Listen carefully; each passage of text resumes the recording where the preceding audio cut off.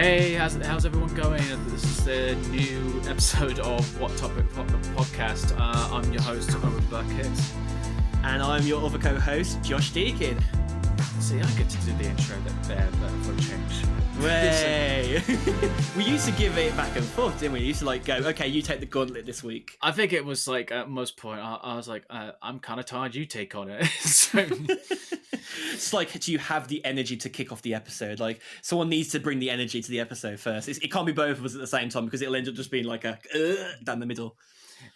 Well, it just feels like one of the bloopers to Whose Lines It Anyway, the American version, where they do was it Greatest Hits, and there's like Ryan Stiles and Colin Mockery, and he goes up to Colin, and Colin goes, "I'm tired. How about you take over it?" And he goes, "Well, fuck you, I will." So it's like, I'm not just going to tell you I'll do it. I'm going to say fuck you and do it. Just add all that animosity. Yeah, welcome back, guys. We're actually doing this again, 3 weeks after the last episode. That's not bad going. Hopefully we'll make this into an actual routine. I think it's easier said than done, but I think the fact that we're already recording this before a month is a good sign. There is actually some also good news attached to that. We've been able to get Creator Plus status on Zencastr that we use, which now lets us use unlimited recordings, unlimited video recordings as well. We can do up to 1080p video recordings. So when we're both feeling like we're not having a bad hair day or something like that, we can come on camera. I must admit, we were talking about doing it today. Owen and me both agreed it probably wasn't a good idea today. No, I mean, when you mentioned it, I was just kind of thinking to myself, yeah, that's a pretty cool idea, but I was just like, I'm not ready for it. So I think we need a day where the weather isn't completely shit to help our mental state too. Definitely. Well, it's not the weather. It's just I just had 4 or 5 hours of sleep, so I'm just. Actually, that's a good point. Yeah, you had a late night. Didn't you? Well, it was I came back from work and I was so exhausted, so I decided to sleep. And I normally feed the cats around about 9:30, but I slept way through it. I woke up about between 12 to 12:30 at night, and I didn't get to bed. So I was like, "What am I gonna do?" Since now I'm fully quote unquote rested. So I thought I'll play a bit of GTA 5 or watch a bit of YouTube videos or whatnot, and I just thought I'll just do that, and then I checked the time. I was like, okay, I'll do one more mission. It's like this whole thing where you binge a TV show, okay, one more episode, I'll do that. And I go it always ends up being the worst thing doing that, doesn't it? And then by the time I get to the point where I'm starting to feel a bit a bit tired and everything, I'm like, okay, I'll do this, finish it, and I'll okay, what's the time? 5 a.m. Shit. So the worst part about it, I think, is the fact that when you're playing these video games, because that you're watching a screen, it stimulates your eyes for as long as possible, and you have to get that amount of willpower to pull yourself away. Well, there's a reason why when you try to get to sleep, you just have to avoid looking on your phone screen or any. These days, we're let's say 20 years ago, it would have been a lot easier to get to sleep because you didn't have a phone with a screen on it. Well, there was a lot more effort to turn on your computer, for example, because you have to turn on the monitor, then you have to turn on the motherboard, and then everything else, and so that's the biggest issue. Yeah. I think the one time I've actually done an all-nighter because I not necessarily because I couldn't sleep, but when some TV channels, back when BBC Three, obviously BBC Three in the UK went off for quite a few years, and it's come back in the last year or so. But back then they used to sometimes do reruns of a TV show all the way through the morning. So you could start watching one episode. They're normally 20 or 30-minute episodes, these kinds of reruns. And they do them from 1 a.m. to 4 a.m. And I'm just I've just watched a whole series of a TV show, and I'm just now thinking I should go to bed.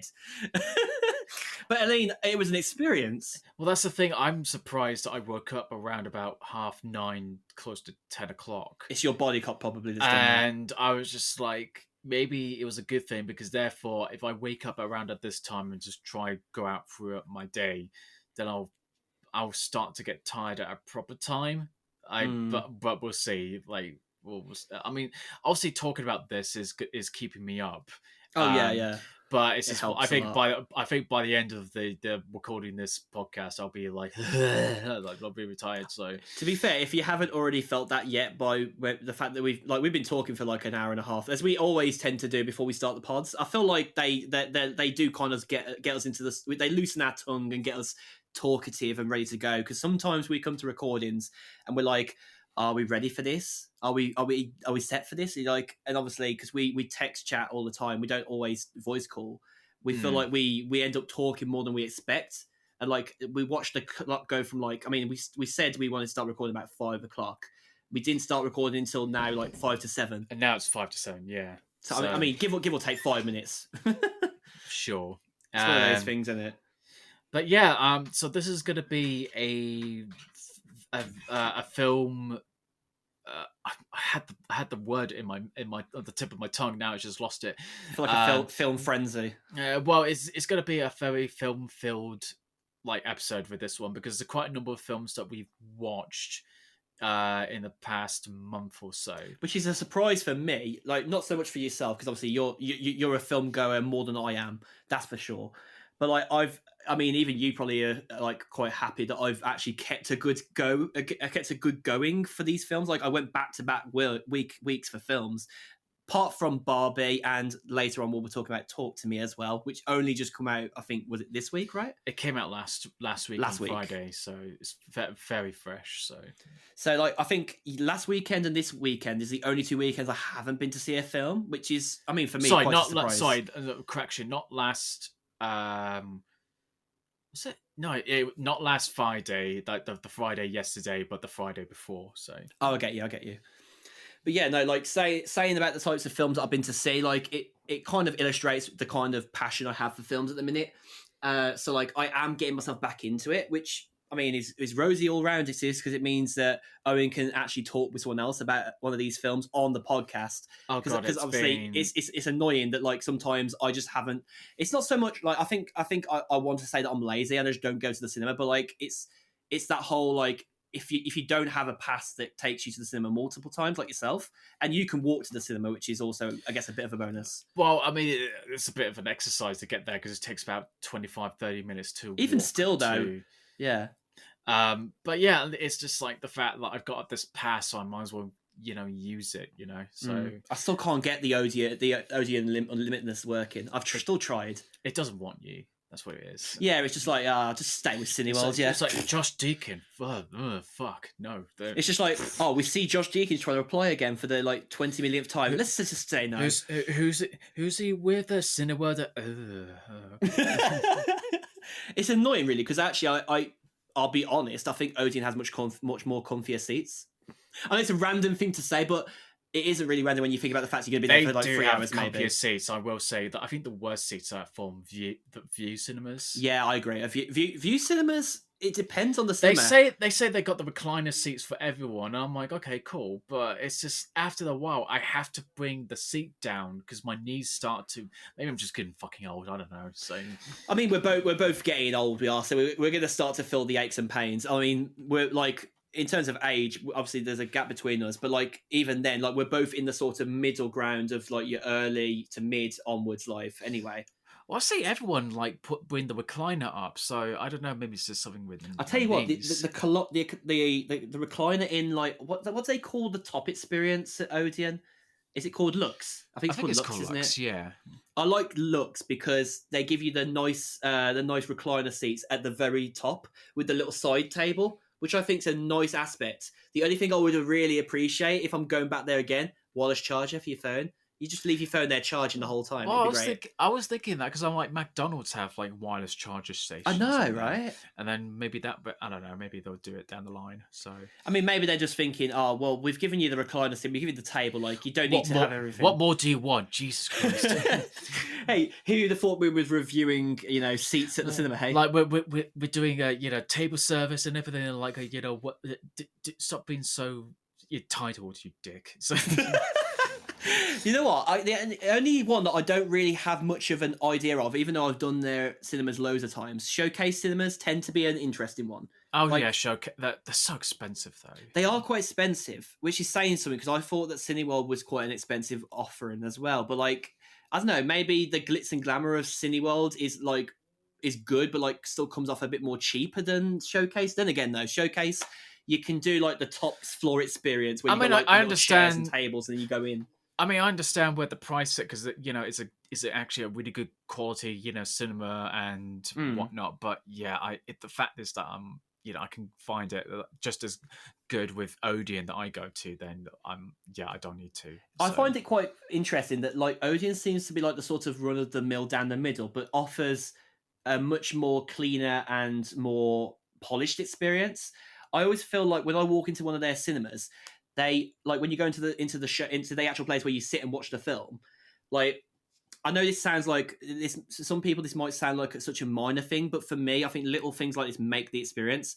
When you sit down and you see the big Odeon like ident on the screen, the big O, like, and you see it moving around and making noises, you hear the speakers just going like boom down your ears. You're like, I'm ready for a film now. they have like an ambience like That's it. as you're about to like even Cineworld does it as well. Like they do the Cineworld logo. It's like shroom, like that.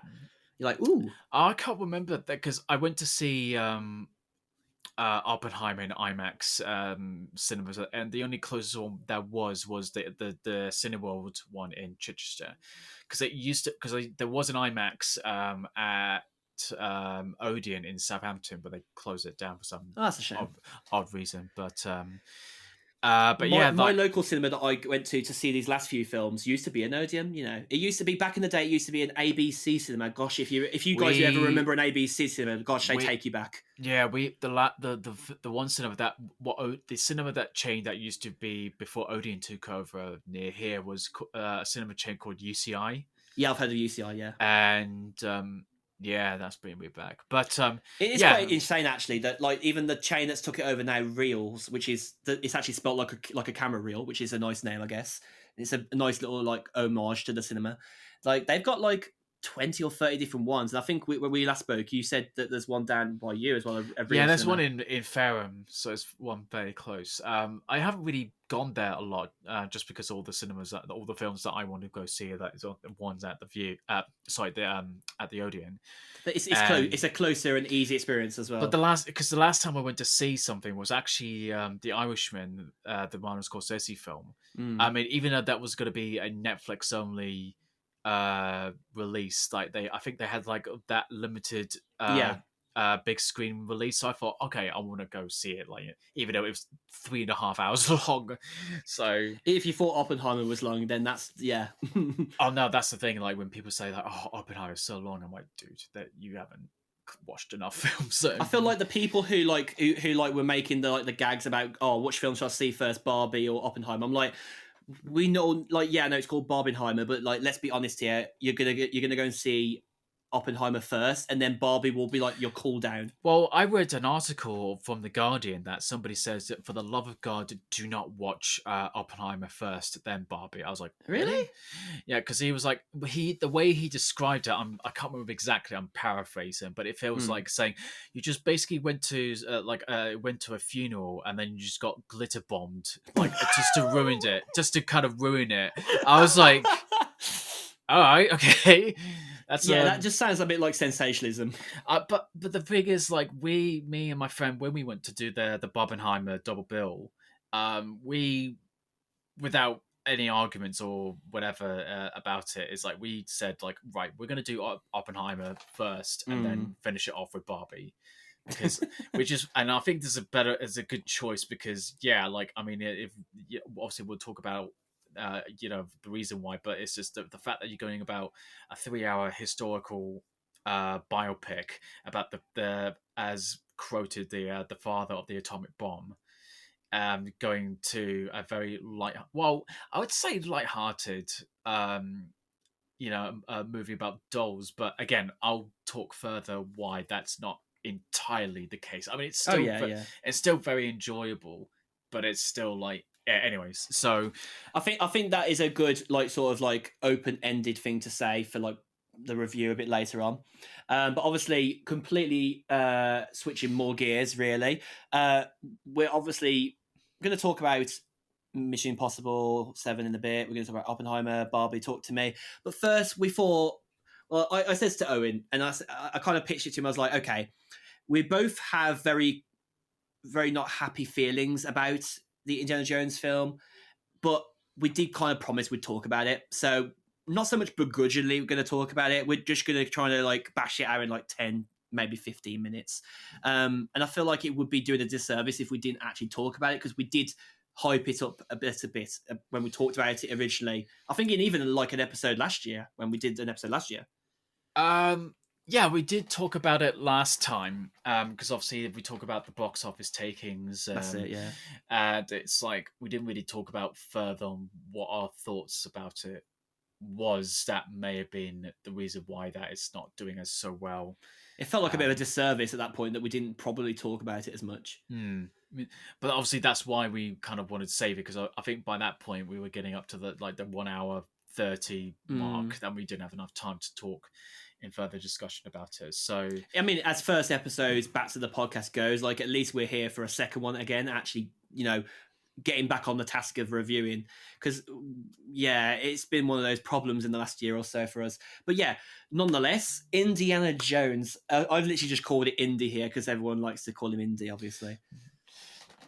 Well, yeah, we just say Indy 5 because it's the fifth one. So obviously, I guess a good way to get started is like I think one of the ways that you described it to me, like I can't remember what you said to describe when you first watched it and I'd watched it, but you described it in a certain way. Like I think that encompassed it well. I'm trying to think about what way did I describe it? Because I think you said to me, it was like you went into it expecting it to be not the best. I think you went in with all the intentions of it being not great. Yeah, no. Somehow. Well, so I think we can all agree, like, you know, the last Indiana Jones film, the majority of the consensus is that it was not very well liked and very favoured by the Indiana Jones fandom or even the movie fandom. It just didn't bring back that at the time. I mean, obviously your opinions have changed since then, and we'll get into that. But like, I think at the time, I don't think it really stood up to the majesty of the original three in the trilogy. No, definitely not. I mean, I must admit that I did like it when I first watched it, and the more I watched it over time, I went, "Oh God, what the fuck was I thinking?" But you know, it's really weird now watching it again before watching Indy 5. It's like I watched it, I'm like, it's still not good, but I don't think it's as bad as, you know, as it was. We did talk about it briefly in the last episode about like the fact that like even James Bond movies, like there was like a sort of like you liked it but didn't really like it as much as you liked it the next few times you watched it. So it like gets better over more watches. Well, no, that's the thing that I got a little bit like confused, because you thought I didn't like Casino Royale when that's it came right, out. yeah. But I was like, no, I've liked it since day one, and I still like it now. So I don't. I think what I said was it was actually my dad said that it got better with more watches. Yeah, that's it. Because like it was for the purist, it wasn't a pure James Bond film. No, and it was the thing that I think, as I said in the episode, is that it was more of an adaptation of the book, because obviously with slight differences, because obviously this is 2006 and the book was made was published in the 50s. Yeah, that's right. Yeah. But I think the producers, Michael G. Wilson and Barbara Broccoli, did say that they needed to kind of change things up a bit with the Bond franchise, because it's like from even though Die Another Day did well at the box office, it wasn't well favored by the critics and the audiences. They just thought it was a bit too over the top with the gadgets and this and that, and they were like, okay, well, how can we change things up to make it seem fresh? Of like, well, apart from recasting the role as Bond from Pierce Brosnan to Daniel Craig, like what else could we do? And it's like, okay, we'll bring back Martin Campbell, who did GoldenEye, which was to many people is one of the best Bond films in the series. And then you're just changing it to being and then you're just changing it to a typical Bond film it is still essentially a Bond film, but it's a very less of taking the tropes of Bond with the gadgets and everything. You still have the Bond women. You still have the exotic locations. Still have like the fancy cars. You got the copy and And paste template that works for you them. got you got the template. You definitely got the Bond villain. I mean, the Bond villain is not the typical Bond villain. He's not out there to destroy Yeah, the Le world or Chiffre, which is funny. It's Mads McKellen, isn't it? yeah, Mads Mikkelsen taking Is over. it Mikkelsen? Sorry, I thought it was McKellen. McKellen, so Ian McKellen. Could you imagine? Like, I think that's how. I thought that's how you say his Mads McKellen. yeah, I mean it's Danish, but same difference. So Yeah, you knew who I was on about.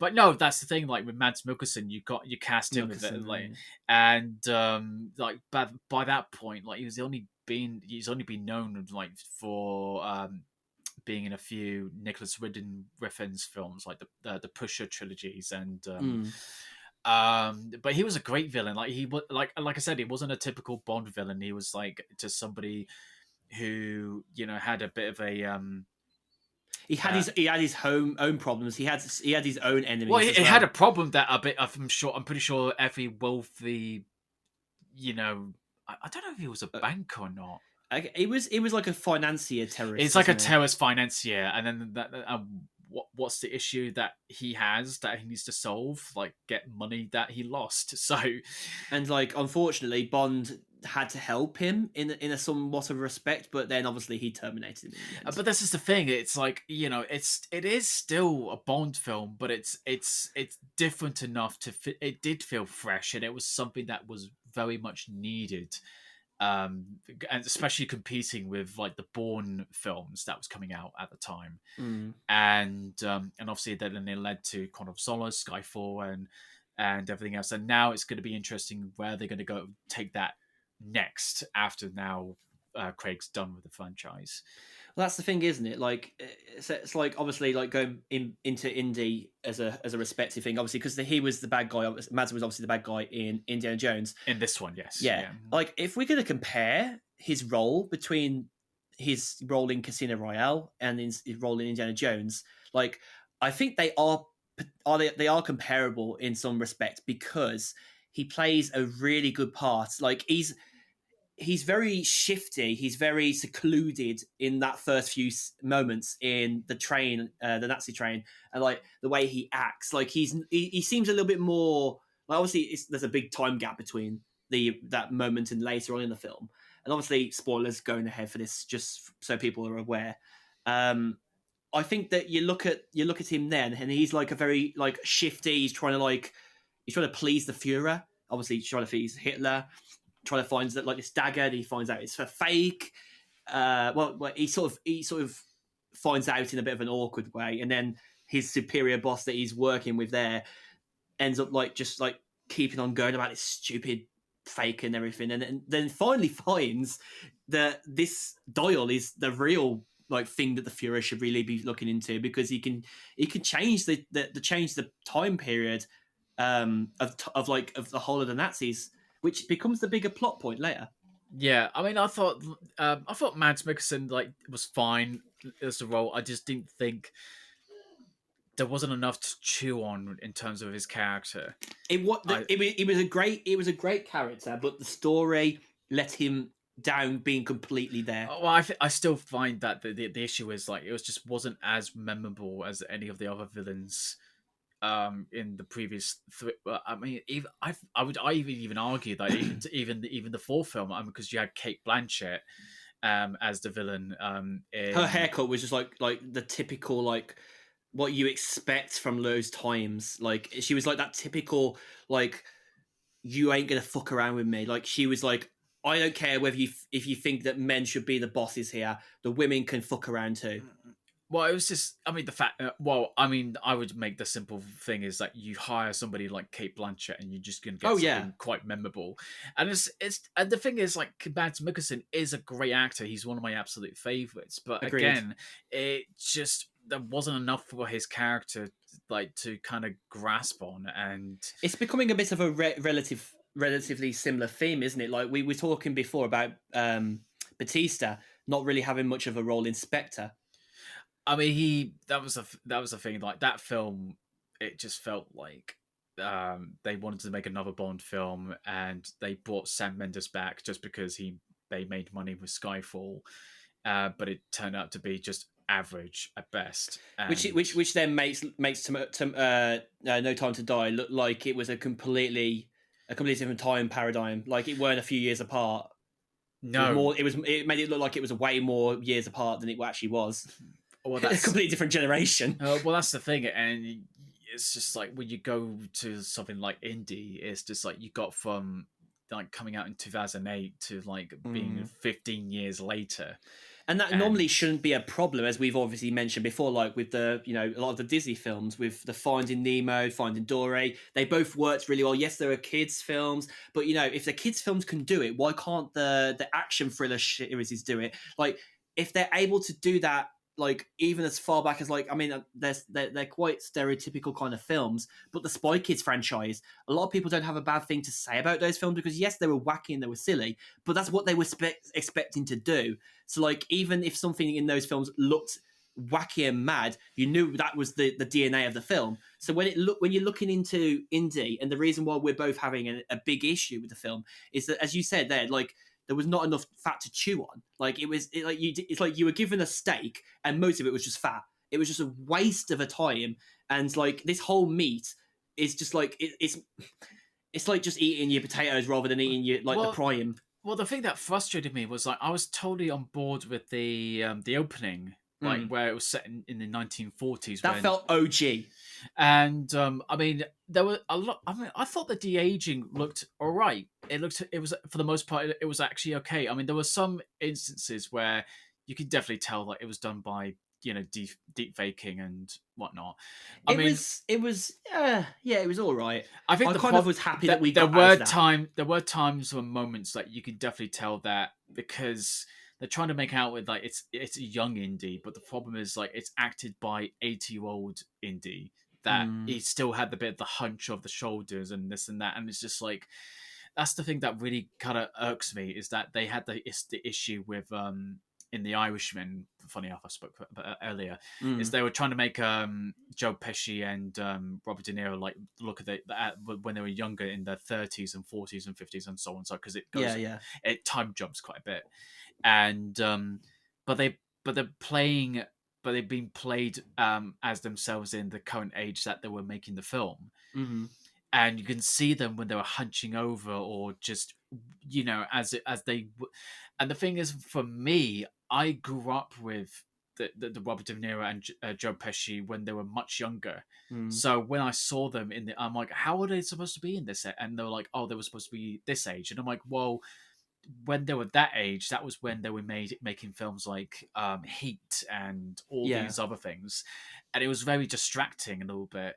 And it was with here, it wasn't too bad, but there were some instances where I'm like, you can definitely tell like it's 80-year-old, Harrison Ford Mm. trying with a younger pasted face on top of his face, It's you it's know. it's not their best work. I mean, It's it's it below, is it's a it lot reaches that better. it reaches like the 75-80% threshold, but it's not like close to 90%. It's a lot better that it is getting better because I remember they did a deep fake of Luke Skywalker in the last episode of The Mandalorian in Mm. season one I or heard I heard two. I heard a lot of chat. I'm not into the Mandalorian like Star Wars franchises, but I did hear a lot of chatter about But that being a little bit crap. there was a bit, yeah, it looked really off. And then when they did, It didn't land very well, and it kind of like I think people said it was like immersion breaking a bit. yeah, and then I think they you even said that actually.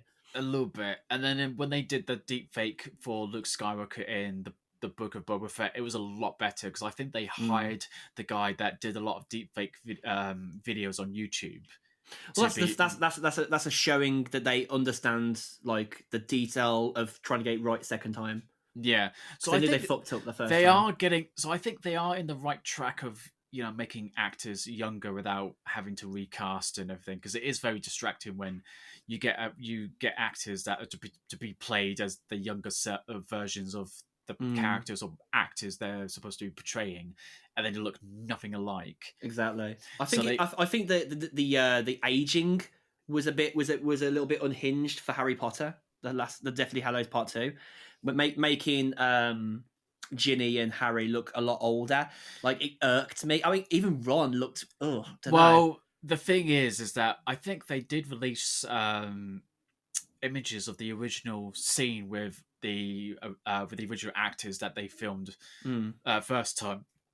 And to be honest, I would have gone with that, but apparently it didn't yeah. test well, so they had to bring back the original actors and just aged them with a bit of makeup or whatever. It still looked a bit silly. It does tell you though the difference of technology, because obviously Deathly Hallows Part 2 I think came out in like, was it 20, 2011. 2011? So like, yeah, so like Yeah. it's like, so even for then, like really, like, yeah, we say it's like, it looks, cringe, a bit unhinged. I mean, it was 10 years ago, so like compared to like the Mandalorian and the Book of Boba Fett now, like obviously the Mandalorian, obviously they didn't exactly do the best with that one, but then they obviously came back and showed that they could with the Book of Boba Fett, and then that, I guess that makes it less irking, doesn't it? It's a little bit. I mean, it's still like a bit of uncanny valley, a little Mm. bit that you know what they're trying to do, but you still tell your brain is still saying to you like something's a bit off, a little Well, bit. that's the thing, isn't it? Like with like I feel like a lot of films have a problem where like there's if there's the whole point of making a movie and a TV show series or whatever is the immersion. If they break that immersion by small little details, like, I know, going off page on this one, but like, Game of Thrones with the Starbucks cup, that for some people that was immersion breaking, wasn't it? A little bit. I mean, even The though little things. I was actually more distracted by the water bottle that was left like under the actor's seat Oh in yes, the that last one as well. episode. Yeah. That I was like, how could you? I don't know. Even Doctor Who as well, like, because I'm quite into my Doctor Who. It could say I'm a bit of a Whovian, as the the fan name goes. There's a YouTube channel I watch called Who Culture, I think they're called.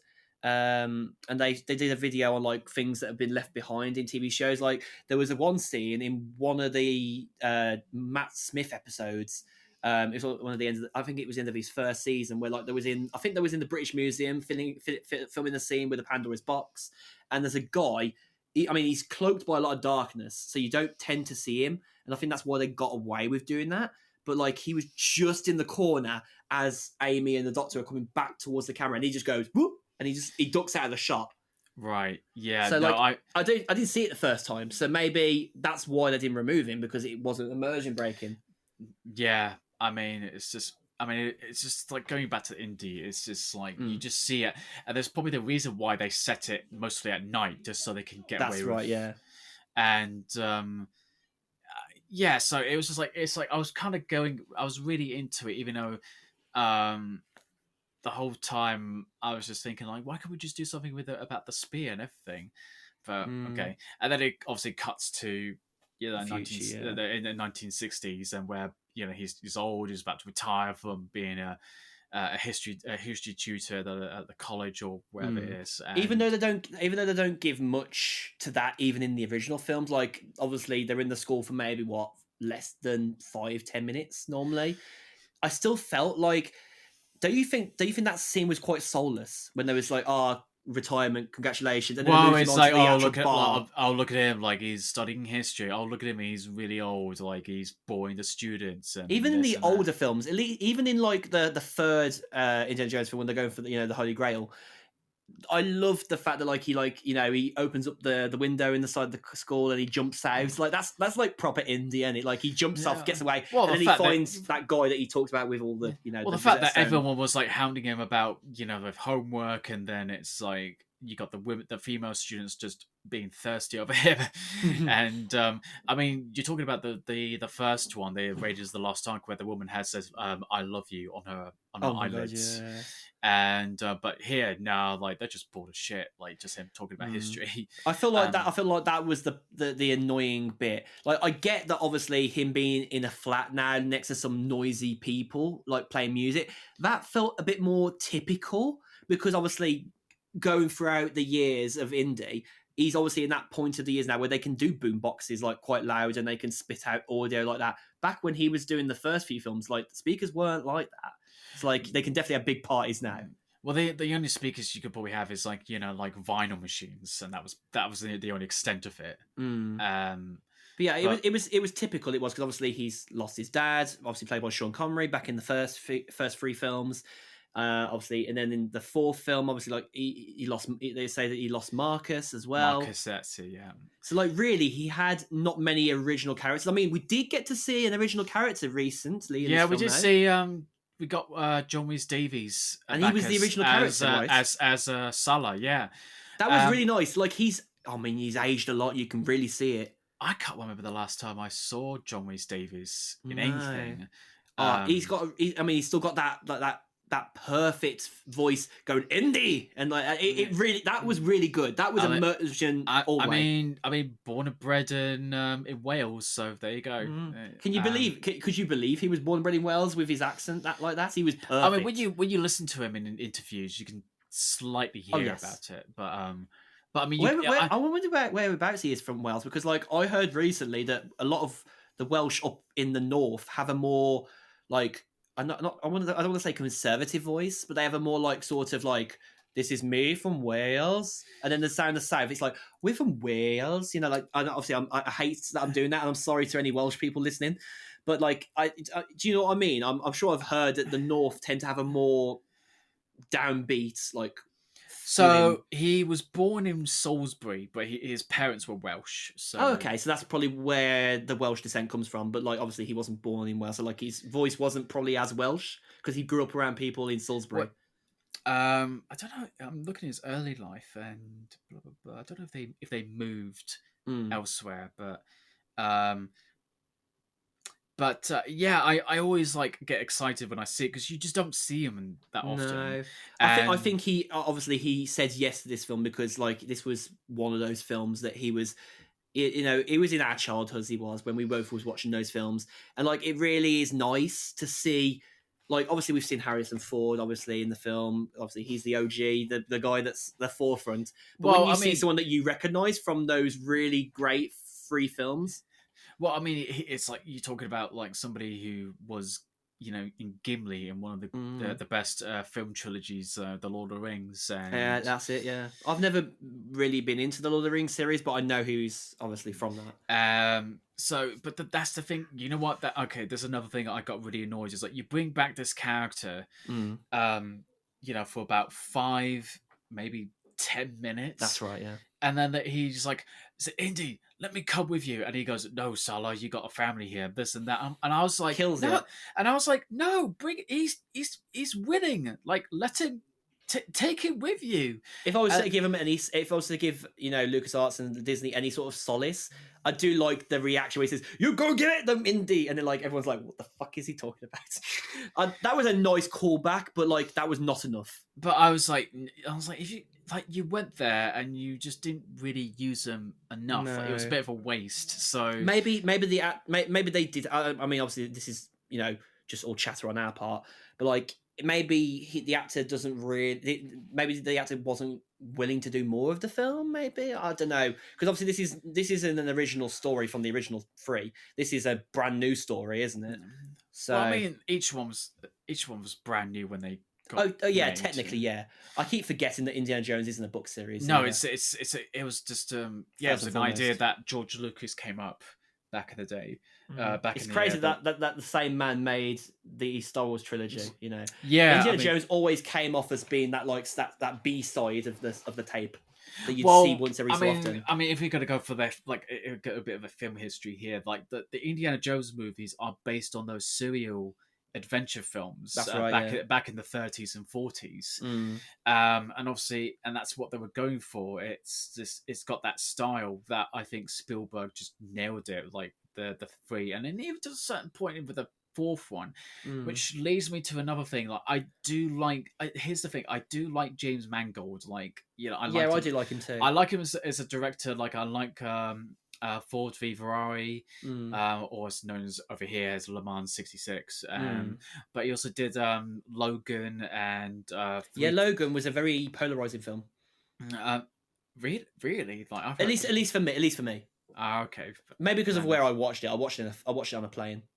Oh right, okay. No, I have watched it since, and I do appreciate it a little bit more because the screen wasn't about like this big. Oh no, I watched it in cinemas when it came out. So to be fair, this was like at least about 5 years ago. This is before I knew you, Owen, as well, actually. So, like, Ah, I right, think okay. since I've known you, I think I've forced myself to be more of a movie buff, which, I mean, say forced, more like gleefully. I'm happy with that. You know, I ain't going to try and batter you down here because obviously we talk about films all the time, like we're like two school kids just having a good giggle, so it's fine. But no, honestly, like, yeah, Logan was one of those films that really, like, I think it needed a second viewing, whether you watched it in the cinema or not, somehow. Because it Uh, was definitely a very different X-Men movie because it was a I think, solo, wasn't well, it? that was the thing. It was a solo film, but it was also because it was R-rated. Like, It so was a it was. very it was very sad at the end. Very sad. I mean, I'm not Um, to spoil it for anyone who still hasn't watched it. I know it's years ago now, so you should have really watched I it. But was gonna like, say that was like 2017 or yeah, 18 or whatever it was. I So, feel like it was way longer ago than that. But hey, yeah, it's mad. I I watched it on mean, the way to India, so well, like, I went to India in 2018. that was So meant to be Hugh Jackman's last, hurrah as Wolverine, but now he's come back. So, I think wasn't it? It might have. I went to India, I think, in 2017. So I think it might have been that year. yeah. Because I remember Um, watching, I think it was a brand new film, like 2 maybe months or something ago at that right. time. Anyway, nonetheless on that. But But yeah, talking about James Mangold, like, I do like him as a filmmaker, but I just felt like there was something missing with this one. that DNA, yeah. It just didn't have that Spielberg like touch that really made it like quite. It just didn't have that sort of that feel that.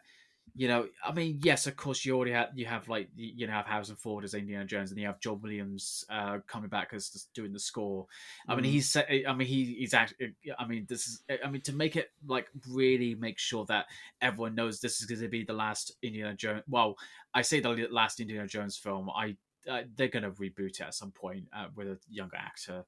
No Yeah, doubt, which no I doubt. don't know how we're gonna feel Which about. I don't know how everyone's going to fit. Yeah, that's the thing. It's that same aspect of with Doctor Who, like when they like, don't get me wrong, like, obviously this is not me being sexist, but when they obviously decided to bring Jodie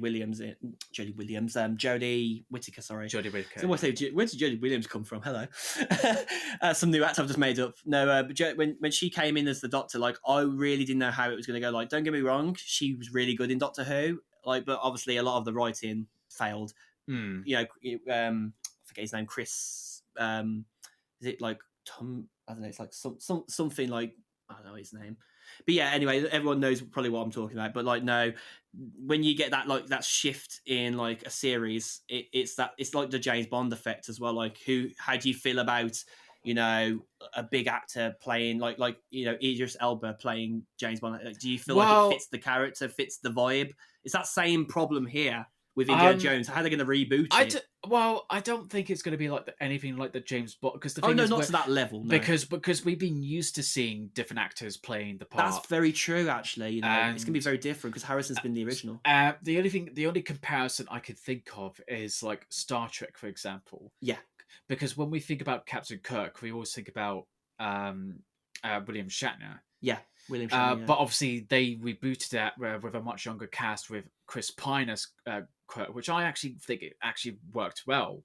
It's interesting, isn't it? Because like I feel like everyone gives these like big paradigm switches in TV and film, like they give it so much of like hype that like it ends up not meeting expectations. But in that instance, it was okay. So I think it needs to have. I think there needs to be quite some time before they even consider to think about Another India. making another Indiana Jones. I mean, there was a big gap between these last two films, 4 and 5, which I mean is probably a good thing for a reason. But like, I mean, sometimes they say it's, with time comes good age. It's like a fine wine, like a fine ale or something, but not necessarily in this instance. I mean, moving on to like the next bits in the film, like obviously we only got to see I forget his name, the chap that he's with in the first part. What's his name? The actor. Oh, Toby Jones. Toby Jones, that's it. I felt like it was a Toby. I wasn't sure. Yeah, like obviously I've still got him in my head that he's Hydra, from Marvel films and stuff. Yeah. I think that's great though because he is one of those really calculated enemies from the start, and I love him in anything he's in. But when he's playing the good guy side, it feels a bit awkward to me. I mean, he plays it pretty well, I think, in those scenes. I've seen him in multiple roles as like as a good person. He's been in some BBC TV shows recently, I think, as well. I mean, he plays like a really he's played like a bit of a small part in Tinker Tailor Soldier Spy. and it just shows like he's one of the really much underappreciated Mm. British actors in the He's good industry. for these kinds of films, isn't he? He fits the gap.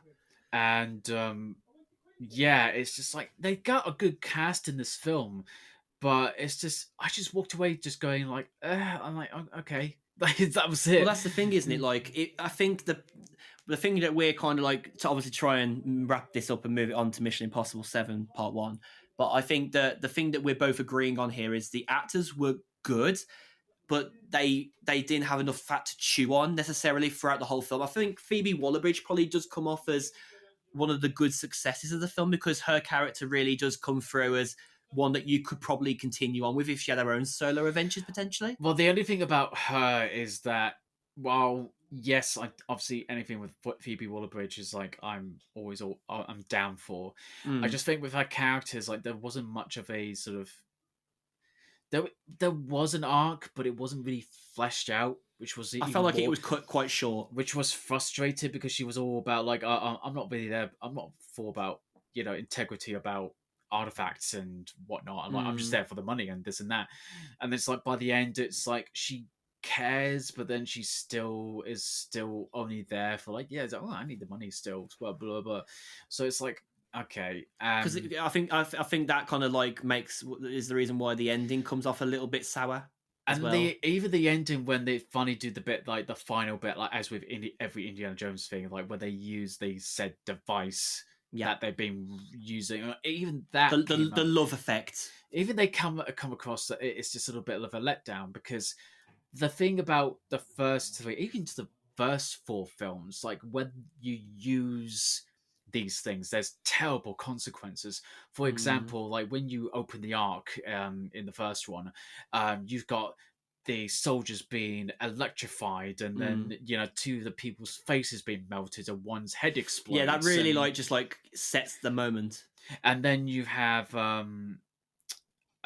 even the third one where if you chose the wrong cup of the Holy Yeah, Grail, you don't you age. you age rapidly to the point you're just skeleton I think basically. it where that didn't scare me necessarily in the way that like Doctor Who used to scare me as a kid, or maybe other things in general. I think that though was very scary for a lot of people. Oh Jesus! I watched those three films out when I was a kid Mm. because it says PG on it, and Mm. then I thought okay, this is gonna be slightly intense, but The I way can. the way that like obviously we know a lot of that was CGI, but like even then, like in between, like they obviously had to do different face casts as he got older progressively.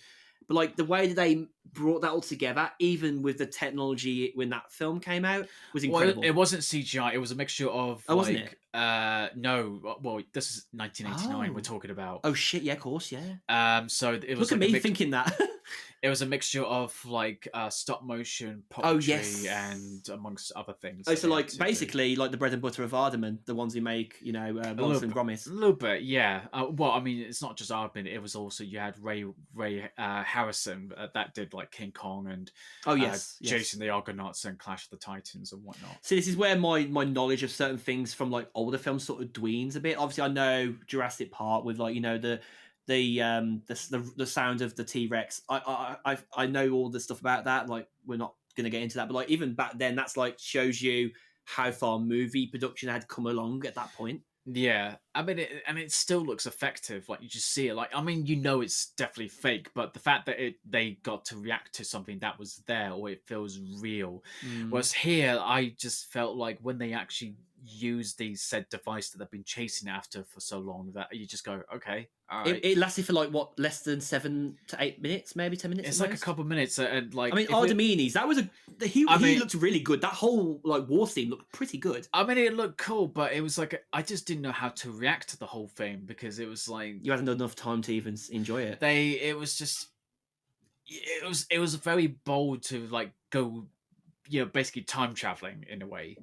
I mean, And compared to the previous entry with the Crystal Skull, it wasn't like completely out of like the realm of crazy that was already introduced, I guess. But and like it at the time, I think I'm sure you'd agree on this, but I feel like even though the film was quite a long film anyway, I think it needed that extra 20, maybe 30 minutes to really envision the fact that like like, yeah, I get that, like, they had a time limit before the portal closes, but like, they could have had a longer time than that. Where's the rule saying they have to have it for that long, right? Yeah, I don't know. It's a way that they've rushed it. And the fact that and talking about use of time, like they cast Antonio Banderas, and they Yeah. probably only used it for about what 5-10 minutes. That really pissed me off because he's such a great actor, and he's actually got a place. Oh, like, don't get me wrong, it's nice to see him on the poster, but when you see an actor on the poster, you fucking expect them to be there for most of the film. It's not just he was on the main poster; he had his own character poster. So that, and then you're like, oh, okay, he's going to be, and it's the same with the African American CIA officer. Yeah, and I was like, that she could have been quite cool to use. She was a cool character. Was she really represented the time era. But just like both characters, they just get shot and that's it. Yeah, the way that she gets shot on the plane just feels a little bit hollow. I just walked away from it and was like just a bit disappointed, really. So I ended up watching it again with my dad, who actually did enjoy it. I think maybe it's because he has that pleasure of watching the films at a maybe later age, and like he's just like, oh yeah, I'm wrapped up in all the Indiana Jones love, and like that's fine. But like I think for a more purist in films, we can see through that sort of that golden like warm feeling and just be like critically thinking this film really didn't deliver, even like to the level of the Crystal Skull, maybe more so in your perspective, but I think even more so as a whole compared to the whole films. I mean, I'm not. Don't get me wrong. There is still issues with Kingdom which is of the why Crystal I say Skull, that, yeah. But it's just the fact that I said to people, like, there's the question, like, which one would you prefer watching, a Kingdom of the Crystal Skull or Dial of Destiny? Yeah. And I was like, you know what? If I want to go back, if you're talking about, like Indiana Jones, like that Spielbergian sort of adventure, like I'd go back to Crystal Skull. The fact he wasn't the director of the film was probably the beginning of the end. Probably, in a way. But it's just like it comes to, and that's what made me a little bit more disappointed, is the fact this is the last House of Ford Indiana Jones adventure, and feels like such a hollow end for the big actor. And I was like, if you're treating it like this is the best you could come up with, then you've thoroughly disappointed fans. Yeah, that's it. So I think the best way to encompass this film is that the purists will hate it. The fans that are just there because they enjoy the Indiana Jones franchise and don't do the critical complete over it will just enjoy it, and it's okay. Like, I get why people like it, but at the same time, like, if you can see through that bullshit as like a filter, I think then you realise that like this isn't the best they could have done. They could have done way better. Yeah. No, that's the thing. I always critical thinking in these films, like they want you to go past that feeling of it being a little bit shit and think, this is warm and fuzzy, but it's not like that. Well, we've gone through decades of like film, and that there should be a set of standards, and like exactly, I can still enjoy something, but it's just like, if you're telling me that this is the best they could have done, then I'm not impressed. No, you just you just failed on that one. But talking about something that didn't fail. That didn't fail is oh my god, this is a pun. Like, so it accomplished its mission. Was Mission Impossible: Dead Reckoning Part 1, which is amazing in the fact that like this is one of those franchises it's just been going for, well, as we got to this point now, 7 films, and generally speaking, I would not normally have held a regard for a film series like this, because we've had film series that are like this, Fast and Furious, that just don't hold a candle after the first 3 films. Like, I think maybe even Tokyo Drift was maybe the end of the good. So, not to go into a long conversation about that, but even in Mission Impossible, like, because it's got such a good, like, sort of like fast-paced action, but it has that camaraderie, that it has the characters bringing out their expressions, their wittiness, their overall, we've got to get this mission done. Yeah, it can be a bit gimmicky at times, but it still holds like a really good like spy thriller film feeling. Well, the thing I've said about the franchise is that I remember watching the first one, when it came out in VHS. This is like between the mid to late 90s, because I think it was like 1996. That's how long the franchise has been going. I keep forgetting that. And then obviously the second one came out, which was the totally wrong direction to take it. They knew that, thankfully, with the third film. and that's it. They changed it. They went, okay, we need to take it back to like being a team based. Because I remember watching Mission Impossible, the '60s series when I was a kid. Like I watched it. Mm. It was like it's all very much a team based You take that mission every team element time. away, and like it just becomes like like a one-off kind of thriller style. It doesn't Yeah, work. well, it's just a Tom Cruise show, which I mean, it still is, but it's still like they still got the other actors around it to shine as well. Mm. I love Simon Pegg's character. Like obviously he wasn't in the series from the start. He was in there from It was on 3. 3, yeah. And like even though his role was quite small at first, it really picked up over the years. Man, I remember I watched his recent video where he says things I cannot go without Mm. with GQ, Mm. and and he says like you know because he talked about one of the things he talked out it's like was it real greens like AG1 real greens or whatever it is, and it's like I'm really into fitness, and then you know what, and that's because if you look back on Mission Impossible 3 and it showed a clip of him in Mission Impossible 3, I went, Jesus Christ, you look different than now. Yeah. So Yeah. um He's really picked up, like even though his role isn't like as like fast paced and octane as Tom Cruise, he still manages to bring that element along with Lucius's character as well. well, I think the series got better. I think we're after Ghost Protocol, which was the fourth one, which was directed by Brad Bird, who was the Mm. direct is the like if you don't know who Brad Bird is, you certainly know You're the not film. you're not a film buff, no. You certainly know the films that he's done, like the two Incredibles films, and I think Oh man. and then he did the Iron Giant, which is an underrated. Oh my god, the Iron Giant! Like, am I the only one who hasn't? Only one here who has? I feel like okay, I can't say this right. I feel like the only place that most people have watched the Iron movie, Iron Giant film is like either like in like school or like another education institution.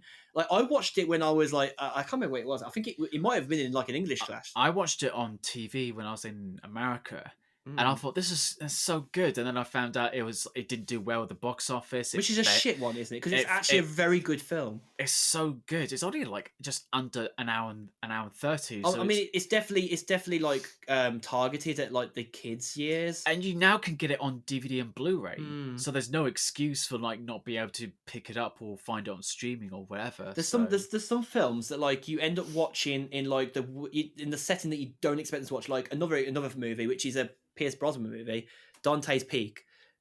I know a lot of people reviewed it badly, and I don't think it did very well. I think it bombed.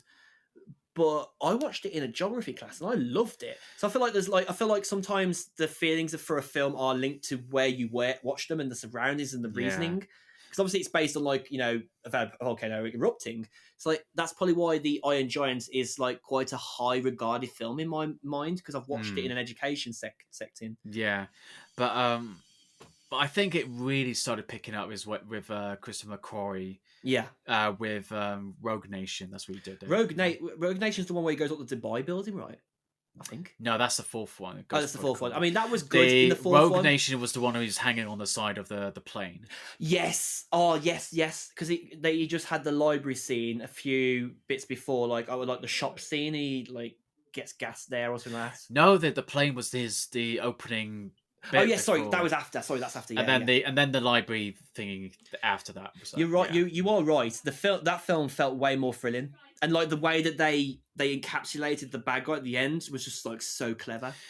But obviously then when Fallout came out, that was when things started picking up, and I'm like, okay, this is getting so good. Fallout was so good. The bad guys, the overall feeling. Obviously, we lost a big character from the film. Obviously, I forget the actor's name now. All of a sudden, the guy with the white hair. What's his name? I mean, obviously, he's been in controversy recently. Alec Baldwin. Alec Baldwin. He was always pretty good in the films as well. Like, was it Mission Protocol or was it Fallout where he says, "I cannot confirm or deny"? Next to Rogue Nation. Yeah. Where he's literally doing the same thing as like, Jeremy Renner. No, that's the thing. Yeah, Jeremy Renner at the beginning of that film, he was like, I can neither confirm or deny. And then later on, Alec Baldwin does the same thing. So. If people don't link that immediately to the fact that like when they take on the mission, it says, if you are found by X people, we're going to say that you're not involved with us. That's the reason why they said they cannot confirm or deny. We would deny any any knowledge of you, blah blah. So that section of the readout that they always read out to Hunt makes sense in those scenes where they say we cannot confirm or deny because literally everything is disfinished. Yeah, you'll be disavowed and this and that. Oh, yeah, that so. word disavowed just like really adds that little flavour. But yeah, with Dead Reckoning Part 1, obviously this is the third film that Chris McQuarrie's involved in, and you just know that something's, it's like, how could you top with Fallout? Because I thought Fallout was like the peak of like the mission, because to be honest, it has been such a lot. But when I watched that, I was like, the whole time I was watching Mission Impossible, like I was enjoying myself. I'm like, yeah, I'm like, but the whole time my palms were sweating at how intense like the action sequences. That's how you know that they've got the right formula, that your immersion is flipped up to like 120%. Like that you're not just thinking about normal life or anything else while you're watching a film. You're thinking that you're there with Cruise. You're there with him and the rest of the team. You just think, it's like, what kind of stupid shit is he going to do next? And it's just incredible. Like that scene where he goes off the motorbike. Obviously, everyone. Let's be frank here. If you haven't seen the motorbike scene, it's been advertised in the trailers. The build up to it, though, with the build to it with Simon Pegg is fantastic. Though I love that build up. I love how when there's now behind the scenes stuff when the cast are watching Tom Cruise actually doing the stunt. Yeah, the way Simon reacts to it is brilliant. He just goes like, fucking hell. Like, even though they knew that he is that kind of person that will do those kinds of stunts, it still doesn't take you away from the fact that like your reaction is just going to be golden. Well, the fact that he did it 6 times. 6 times? Oh, yeah. Didn't he say, like, didn't Simon Pegg say in an interview? They said, no, it was... it was actually Tom Cruise. It was Tom Cruise, yeah. Like, he got to the bottom and he went... I think I let go of the bike too early, so we need to go back up and do it again. And I think Simon heard him say that, and in that behind the scenes video, he reacted to it. He was like, he wants to do it again? Just that Peg reaction is brilliant. He's like, he wants to do it again? It's like, it's not even the film, it's just him. And I think it's really says something that, with a film as long as Dead Reckoning Part 1, which was 2 hours and 40 minutes, 43 or something. I think it's like 42 or 43 minutes. Yeah, it's that's like golden time at the minute, isn't it? Yeah, I didn't feel that time length at all. Like it went so well. Because you need to establish like what is the threat going on, and I felt the fact that it was 2 hours and 40 something minutes, and the fact we still got another, practically speaking, about 2 hours and 40 minutes to go. This movie's going to be close to 5 hours long. That's it. Total. And you know what? I think I went away from that film thinking this did need a part 2. This did need more time to establish it. And like my friend James next to me, who I've been watching a lot of these films with recently, agreed with me. He was like, this film series is really taking it up to the most high octane point you can. And there's no way that Cruise would have wanted to do that in one film. He knew he had to create that suspense like Dune is trying to create with the part 1 and the part 2. You just don't leave people on a cliffhanger and then go, right, we'll see you in the next film in like 5 years. This movie is coming out next year. The next part's next year. Well, as you and I know, that we're friends with somebody who's involved with the Mission Impossible. Like, he's been involved since. Yes. I think he's been involved since Rogue Nation. Since Rogue Nation, because we probably shouldn't say this, but he did show us 1 or 2 scenes behind the scenes. He can say like what he's done. Like they were saying about something rapids or something in the car, and like I think Lucius's character he couldn't stop laughing at it. For fuck's sake, I can't say it, and they're all laughing in the car. It's cracking, isn't it? Right. No, I remember starting talking to him because I think he somehow found a clip that I had on my Instagram.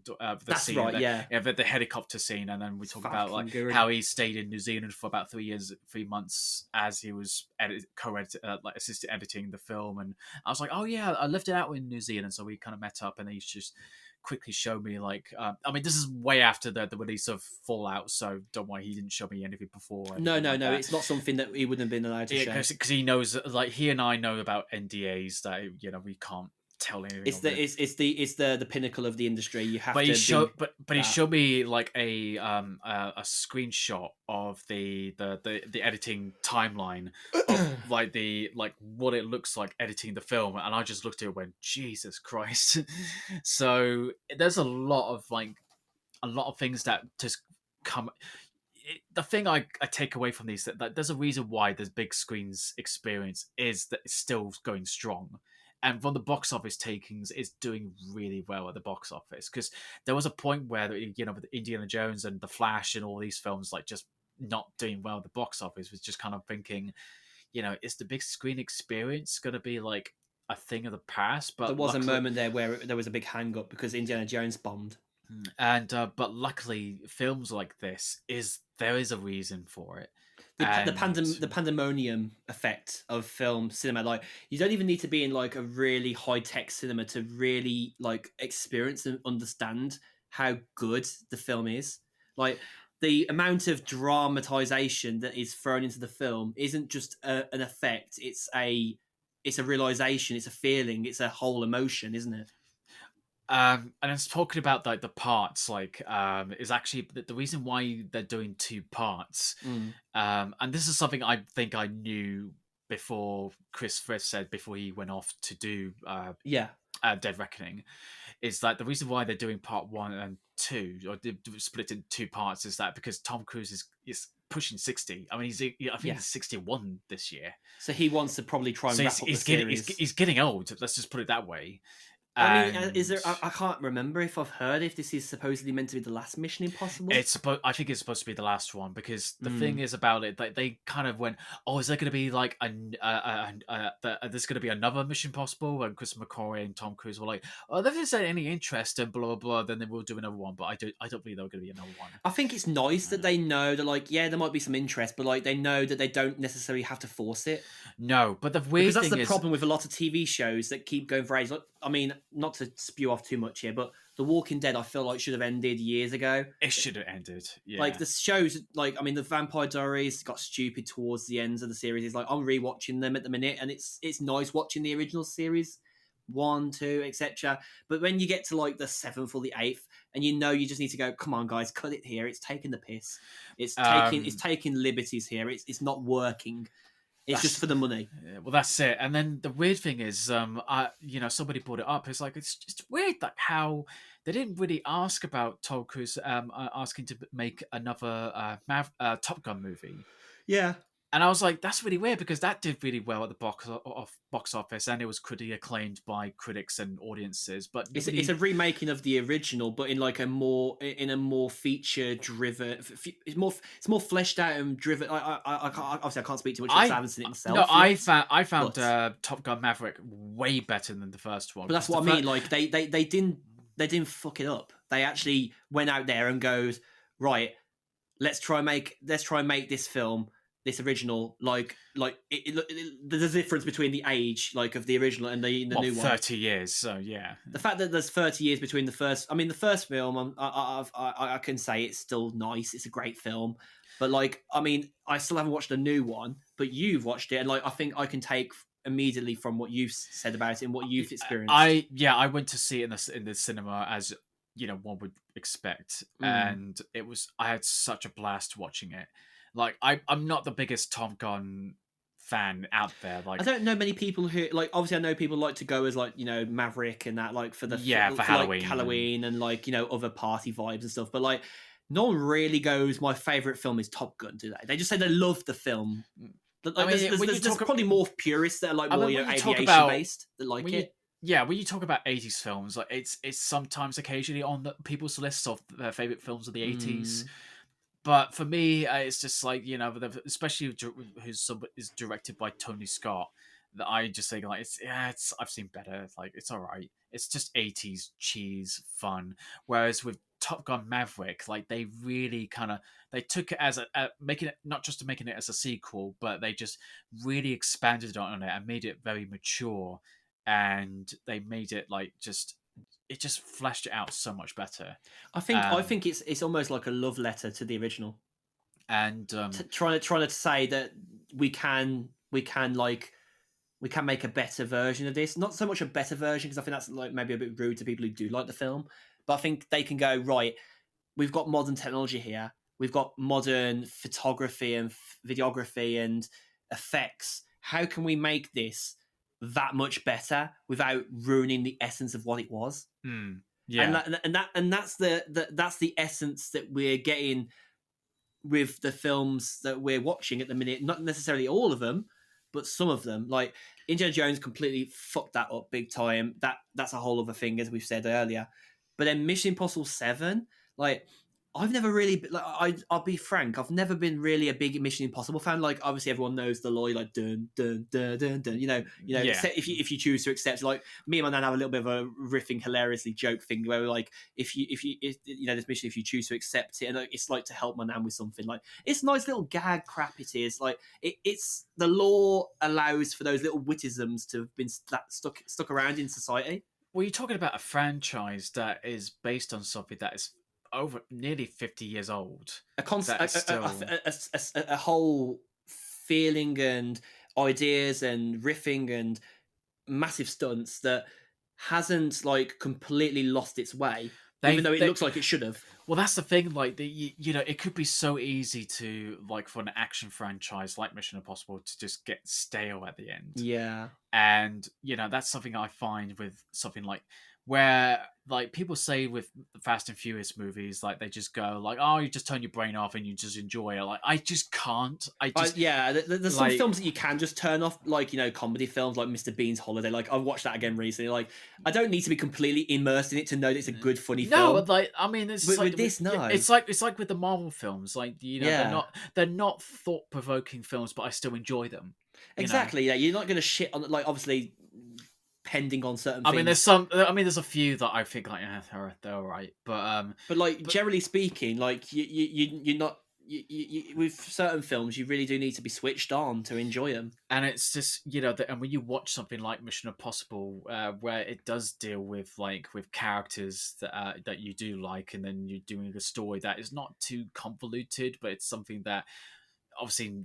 Yeah, it's just great timing. The fact that it's dealing with it, the enemy is AI, and then it's very realistic. And then story. we got this whole idea that especially in the film industry or TV industry, where it seems like the AI is the villain, because there's now reports that there was ideas of studios wanted to take background actors to scan them, and then they can use it for future projects. I heard about a WandaVision actor, I think just yesterday, I saw it on Instagram this morning, said that Marvel at the time was scanning in people's faces.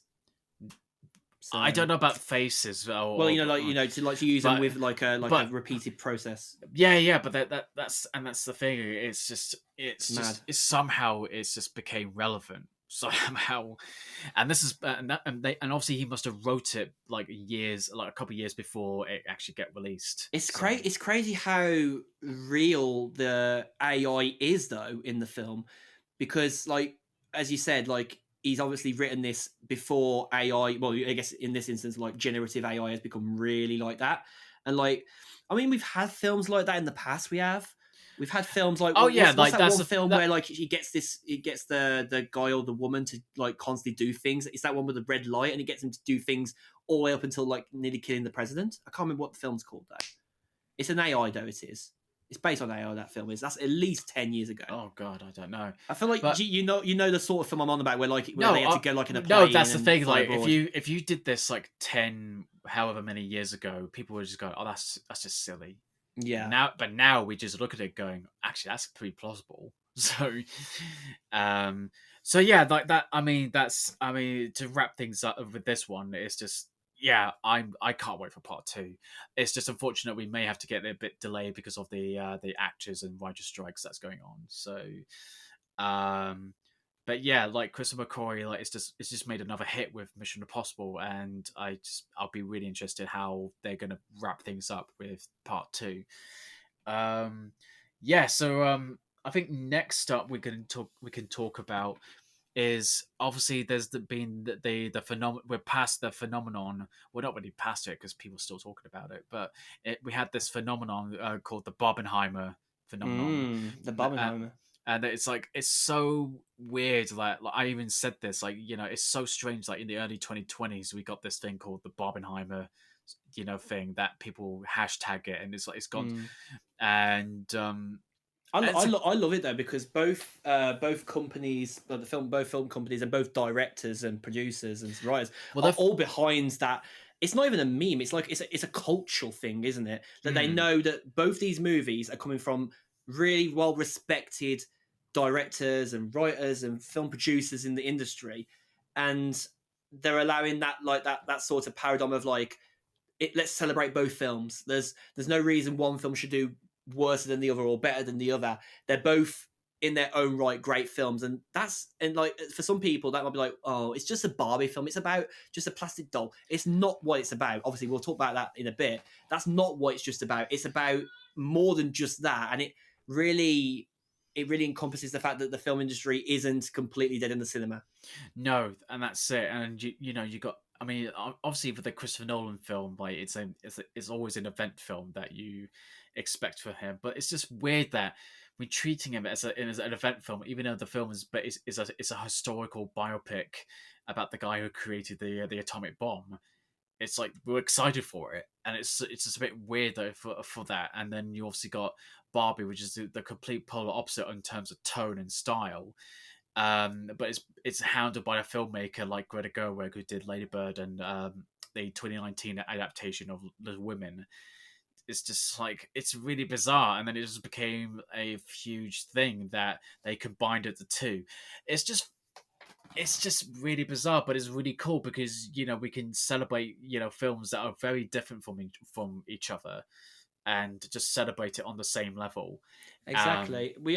I feel like we're getting back to that sort of respect now because before like movies would literally be like the big juggernaut movies would be going at it each other on the same weekend and like there wasn't necessarily like infighting or visible fighting on the scene of like oh one movie should be better than the other.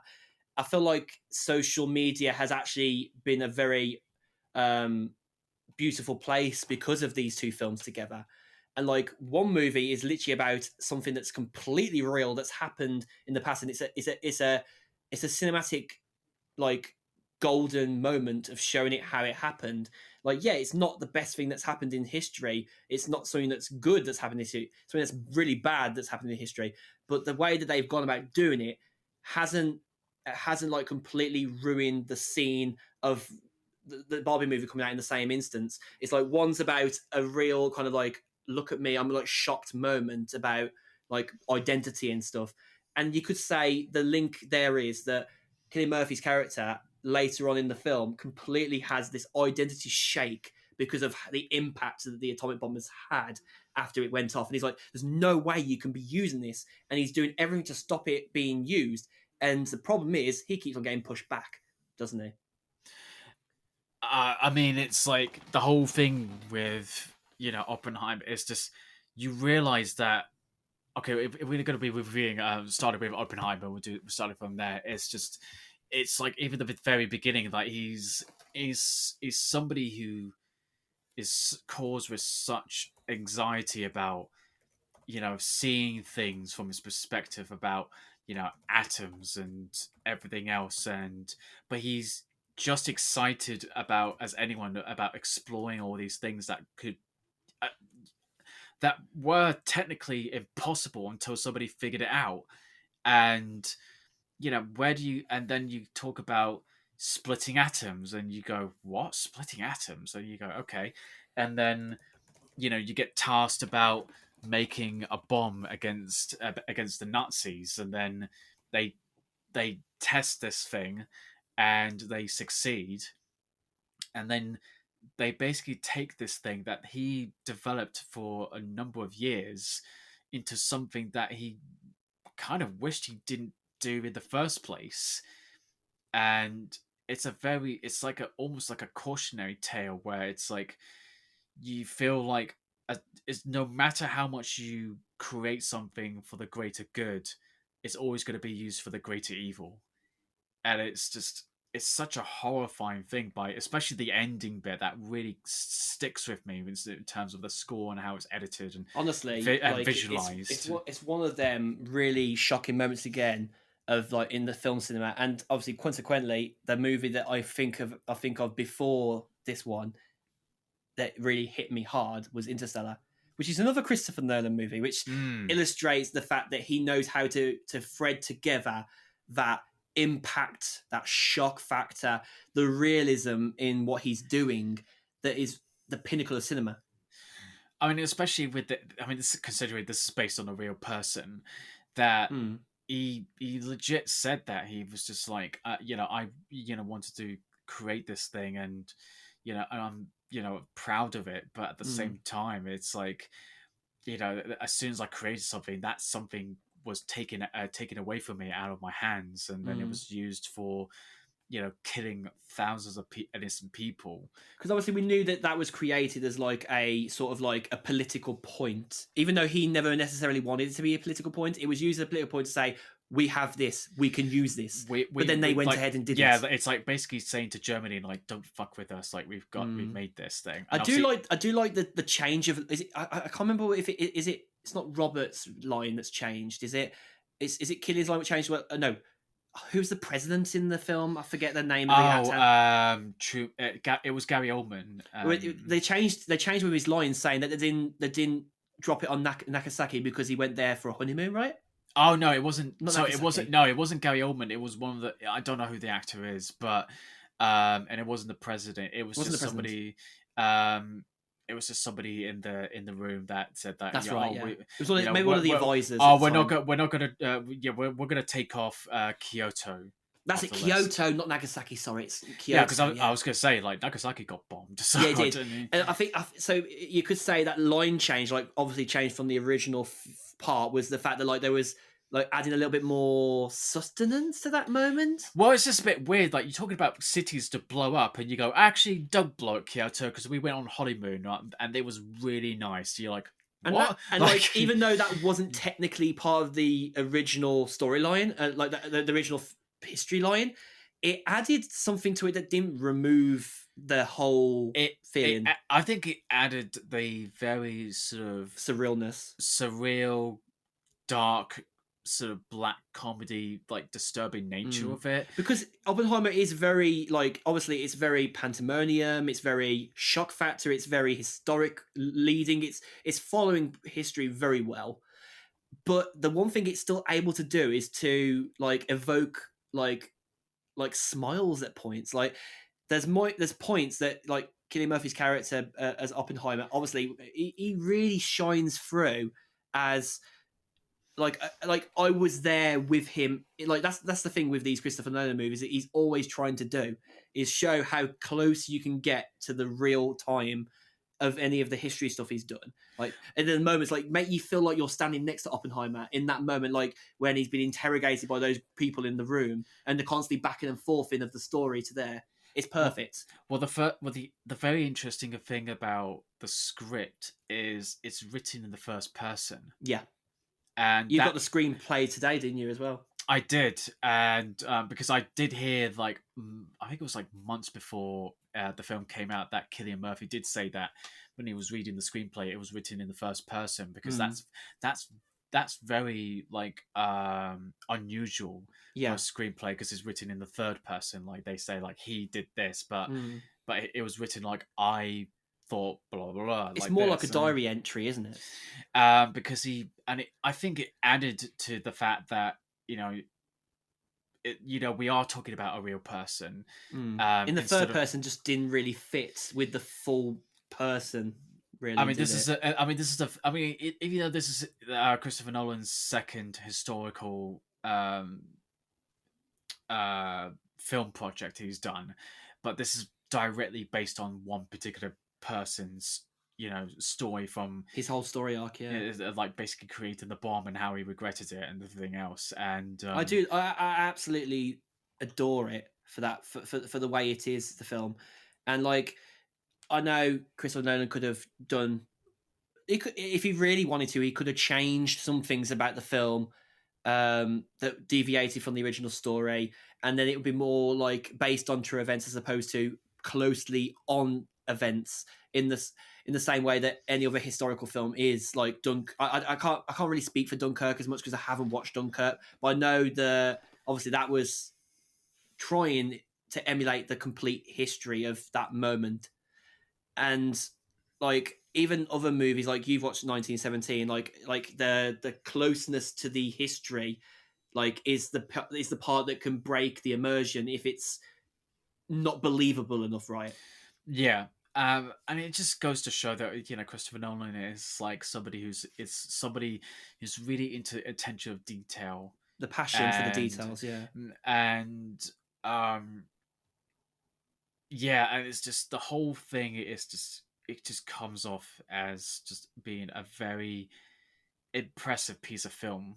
And Very tear jerker movie, very emotion like feeling. well, especially it's like the fact that he's created these nuclear weapons, and the fact that we keep forgetting that there are nuclear weapons out there even to this day, and all it takes is just one of the world leaders just to kind of press the button to kind of start a nuclear war. Which, if that happens, I mean, we know that it's technically two keys, I guess, in most aspects. I know the there button, are stages, but like but that realism of the button being there is just enough.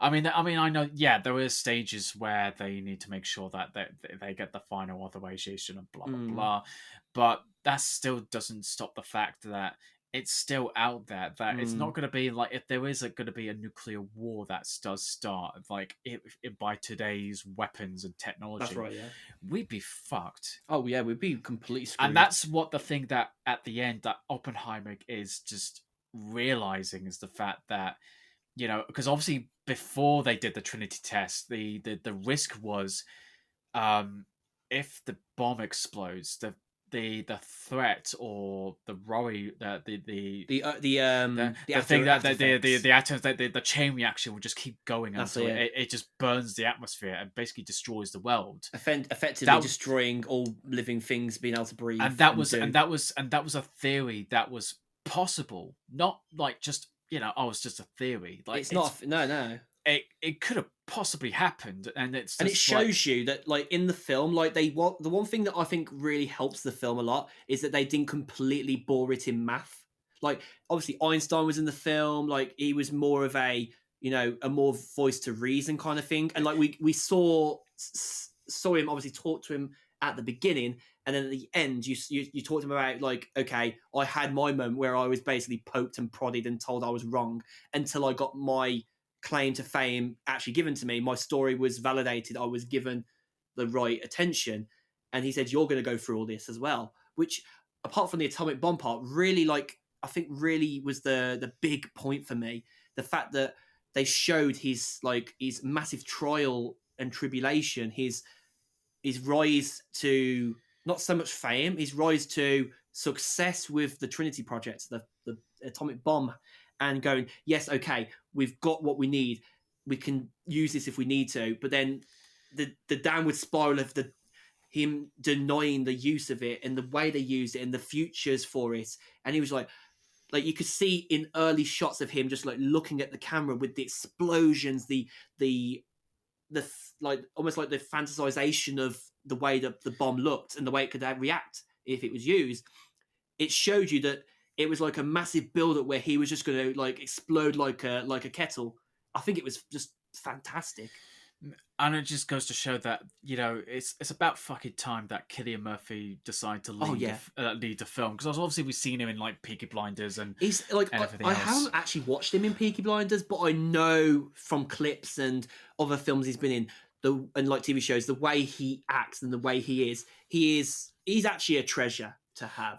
He's great, and he fit the role perfectly. I mean, he's worked with Christopher Nolan numerous times in the Dark Knight trilogy, Inception, and Dunkirk. But he has that stare, don't you think, that just works really well for that moment where everything's happening around him. Like almost like he goes from being like a bokeh effect, but with noise. Like it's like like he's like in the water effect. But I think the whole cast is Oh, the whole stellar. cast is amazing. Like Florence Pugh, Emily Blunt. Florence Pugh, Emily Blunt, Matt Damon, Casey Affleck, Alden Ehrenreich, Aldrich, I think. Mm. Robert Downey Jr. As I mentioned before, Gary Oldman, because I did hear Gary Oldman was in the film, but I was Yeah, like, I forget that Gary Oldman's in the film. It's mad, isn't it? Matthew Modine, Jason Clarke. I think every actor, like, it's not often you can say this with every film, but I think in this, because obviously this is not like a film franchise or anything. It's a one film take of all this. They ain't going to do like an Oppenheimer 2 where they talk about more things, because there's not more really necessarily. Christopher Nolan's not more of a franchise. I mean, He's not a franchise guy, no. No, I mean, But that's what I like. Oh yeah, obviously, yeah, the Batman. He did the series, Batman films, but that's Batman, so it's like whatever. and that was obviously going to happen anyway. But like the point that I think rides this home is that, like, they chose actors that really know what they're doing in their field. Like Emily Blunt, like, I can't remember the last thing that she was in, I'll be honest, because she's been in loads of things. But like, when I saw it on screen, I knew she was Emily Blunt. I knew what she was going to be doing as a character. Florence Pugh, I'm not going to lie. Pugh, yeah. I'm not going to lie, I didn't recognise it was her at first because of the short hair. I'm not used to seeing her with like that sort of short hair. But man, she was good. No, well now she has much shorter hair. For she does. When she did the promo, and she on the red carpet where Emily Blunt's like bra like pops, and she's like, no, it wasn't a bra. It was the blazer. That moment, it's like it just popped. It's like, oh, do you know what's funny? There's, I think I've seen it a few places now. A few lesbians online are like, oh.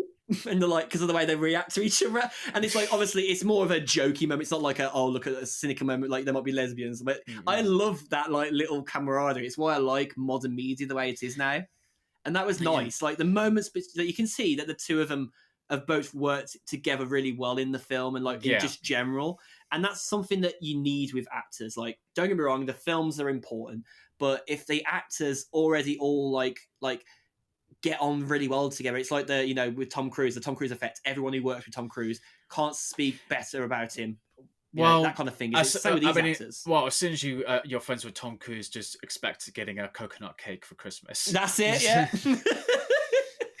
I just think that like movies and TV shows alike aren't the way that they are if the cast aren't all like best chums. Like they don't need to be like literally like seeing each other every other day kind of thing. Like, but like the fact that they can just pick up and drop off with each other as friends do. They're not just colleagues in the industry. They're not just like adjacent to each other. They are like, they can go, oh yeah, we can go for some drinks later. We can go for some food later. Like that moment is always quite golden. Like, I mean, I even going back to like if we're talking TV shows here, going back to it's hit me Jeremy Renner, the TV show Hawkeye, yeah. Like the camaraderie and the gelling of the characters in that show is fantastic for a reason that I have to say that, like, even though Florence is obviously only in a few scenes towards the end of the TV show, her and Renat both really like have that great back and forth, like clashing, laughing, joking, in the same way that her and oh god, why am I so bad with names today? The lazy protagonist in the film TV show. Oh, is it Haley Steinfeld? Steinfeld, like her and Renner as well. They're like fine wine. They work like, and that's why people are able to keep the immersion in the films and in the TV shows, because they're not just actors that are put together and said, right, we're making a film, let's do this.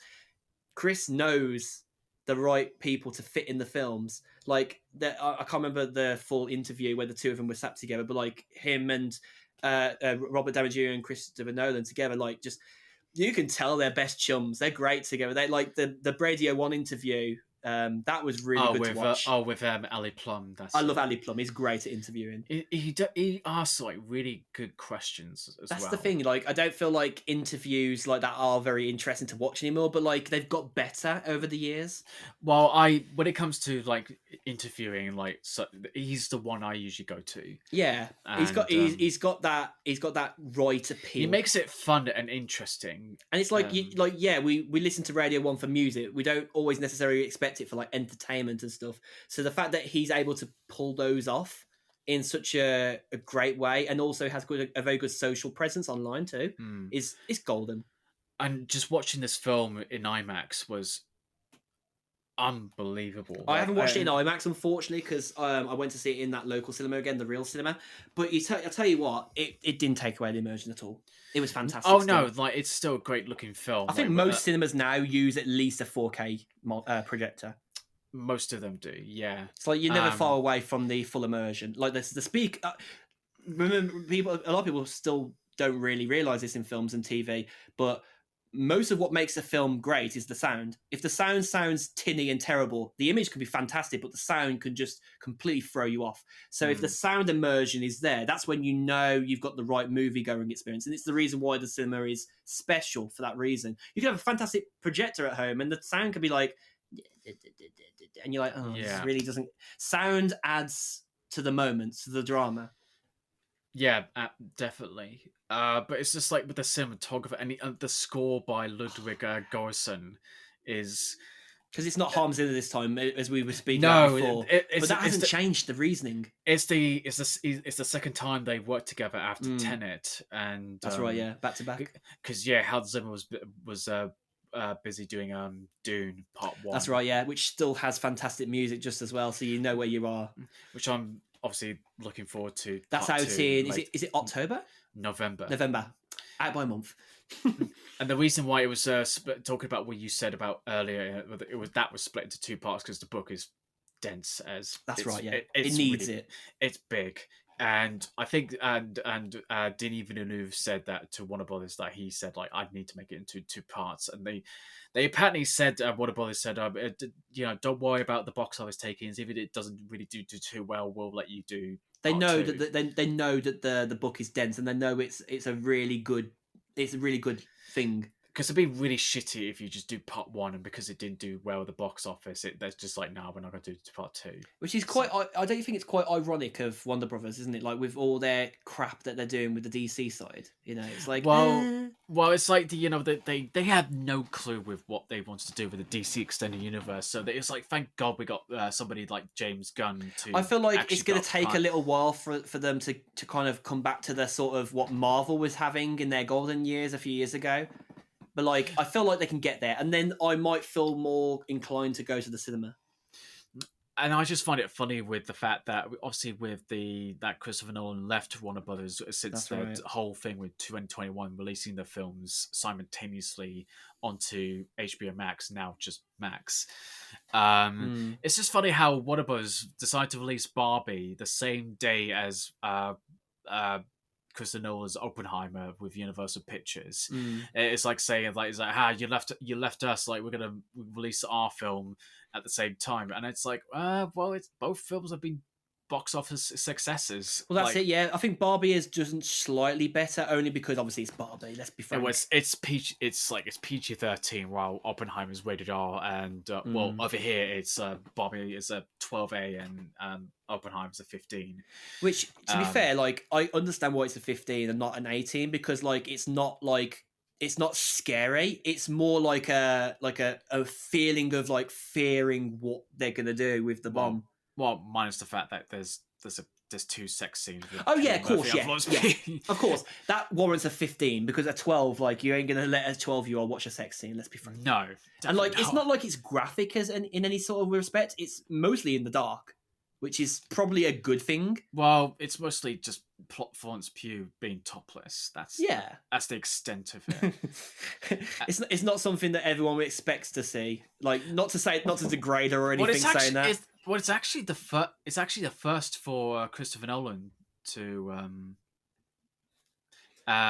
It's actually a first for Christopher Nolan to. Telly, and it's on there. And as soon as we go into photos, Sorry, I tried to speak, but I was like a bit distracted. But no, that's all right. So just so we say this, guys. Sorry, I had to press the pause for a second because family unfortunately decided to walk in. It is what it is. I'm doing really well considering an hour and 38 minutes. But that's saying it's like it's actually having a sex scene in Oppenheimer is actually a first for Christopher Nolan because he hasn't really Actually, had that's a true. sex You know, scene. you're not wrong. Now that I can recall, like, obviously I haven't watched Tenet, but like you would fill in that gap for me at least. But like, yeah, I don't think he's actually ever done a sex scene. No.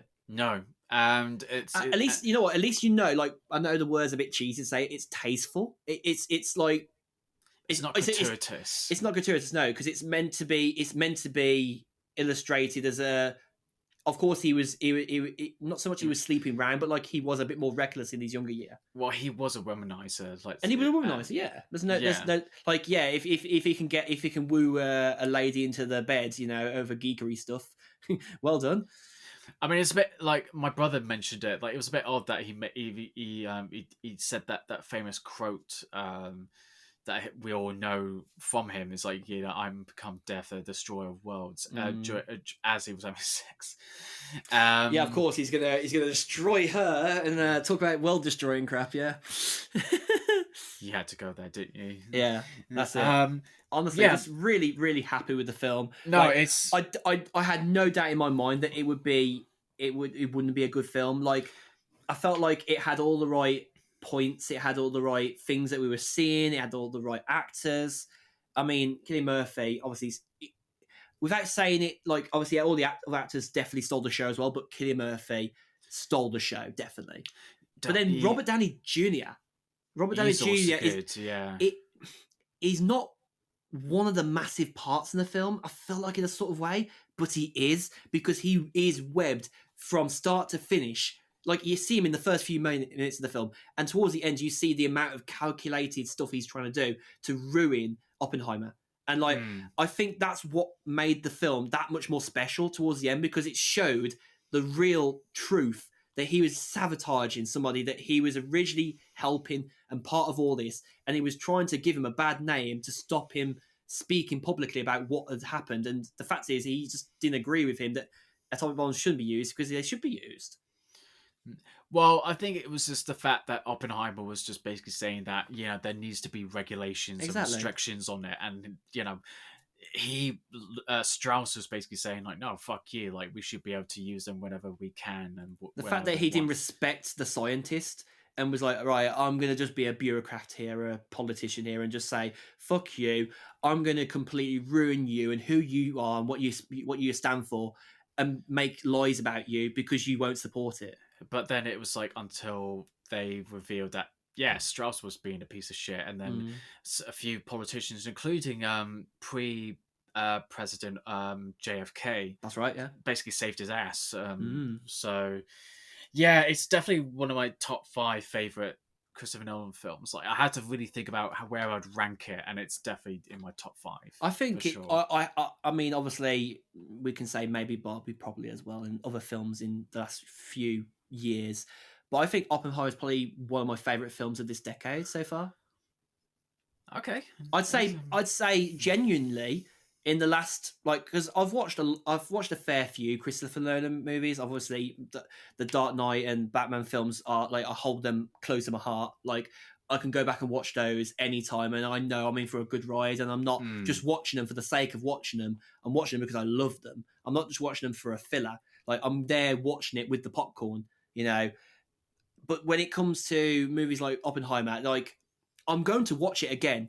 I won't watch it as frequently, but every time I'm going to watch it, I'm going to be there with that labour of love feeling that Christopher Nolan had, and all the other actors, bringing this incredible story, this incredible thing that happened in history, but illustrating it in such a way that isn't trying to like glorify it. It isn't trying to make it out something it was way worse than it is, or it sets the right tone with the way that history led, essentially, right? Yeah. So I know I'm always in for a good for the good time for it, because it's a 3-hour film. Like, you ain't gonna watch a 3-hour film as frequently as you're gonna watch maybe a 2-hour and a bit movie, even though there's like a half an hour, 40 minutes sort of difference between the two kind of sets of films. Some films work for more rewatching than others, and I think Oppenheimer is one of those films that you maybe watch like once or twice a year, but you'll watch them again. I mean, I would, although my brother might say otherwise, and that's the strangest thing. He's into his history. Yeah. My brother's into his history. He's he listens to podcasts and documentaries and all these things, but he found this film boring. That's and that is I guess the sort of cynical thing. Like, apart from that, I mean, maybe I just haven't seen any negative really towards it, because like I think all the negative agony aunts are off the scene at the minute. They're off all like review bombing Meg at the minute, the new Meg film. Oh, so, right. Well, I haven't watched that, so I don't know. I haven't seen the first one. I don't care about those two. Yeah, those two. I mean, I have heard that the two films are okay, but like, yeah, I've already had my fair share with Piranhas and that shit films. I don't really give a shit. They're the kind of satirical, kind of like, look at me movies. Like, yeah, it's got Jason Statham. I don't give a shit though. No. He's been in some really terrible stuff, and then he's been in some really great stuff like Spy. With Sandra Bullock in that. Yeah, I enjoyed you just have to remember that like actors are only human. They will take movies that aren't always the best. Like, I'm sure you can look back at Robert Downey Jr. and look back at Robert De Niro and other ones. Like, they've all taken movies that aren't cultural classics these days anymore, or have been. So like, actors do take bad films just because it's got Jason Statham's name at the top there. Even with Indiana Jones here, with Harrison fucking Ford, like, it doesn't mean that greatness is always going to be at the top of the list for those films. No, so not at all. I think that's the one thing that, if we're like talking here, you learn about a lot of these films, is that you can almost like smell out a success film very early on. Like, I had very uncomfortable thoughts about Indiana Jones being good because of the influence of Disney, as you've said as well.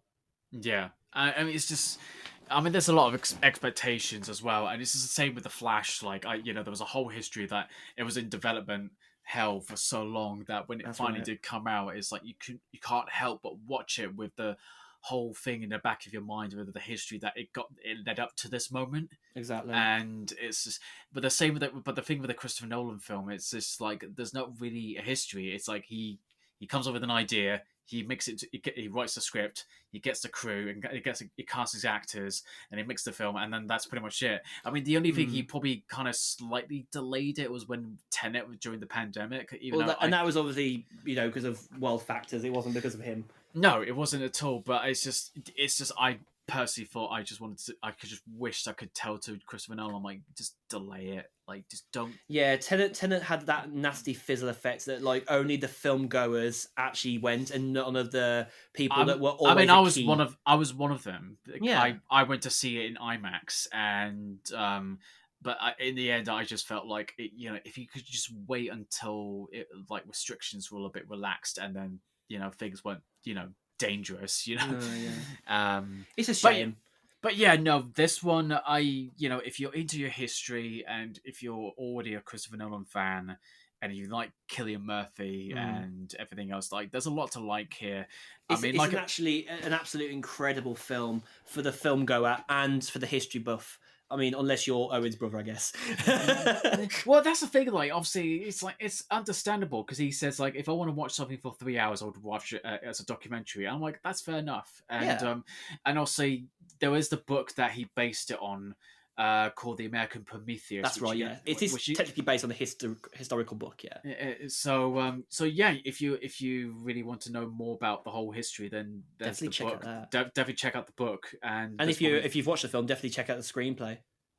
But yeah, for sure, because I've read a few pages, and it's quite interesting to read it in a first person perspective. So it's nice though that you can have the option to have that. I feel like that's something that should have already been a thing for quite a few years.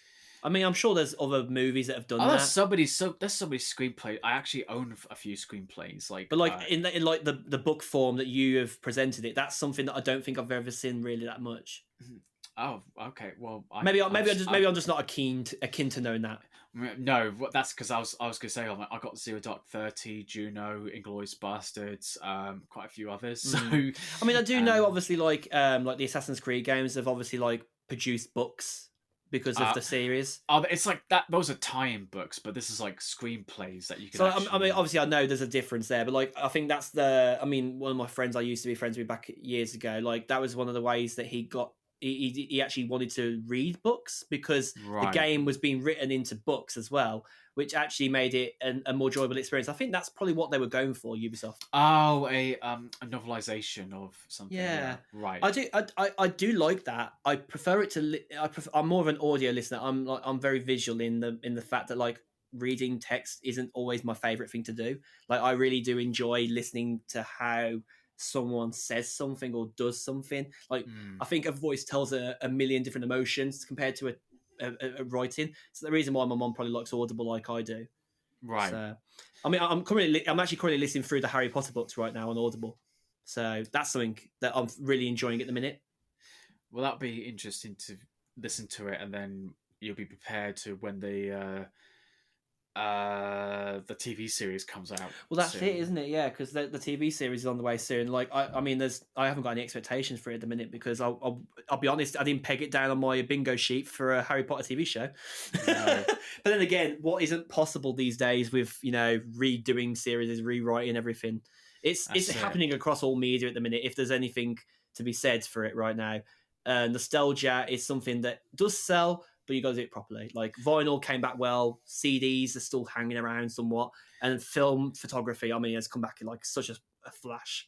It never really went away, to be honest. It's come back and it's actually become more of an expensive. I think it's just the whole vintage thing. It's just like people like vintage. It's the reason why Indiana Jones works, I guess, in a way. But I mean, it I was just gonna say it doesn't work because people clearly are not watching it enough to make it a box office success. So. No.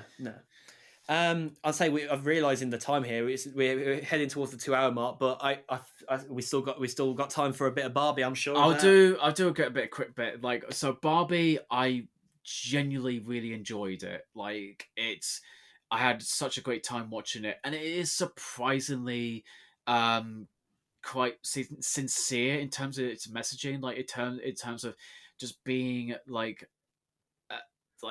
it's okay. Would you say it's quite self-aware?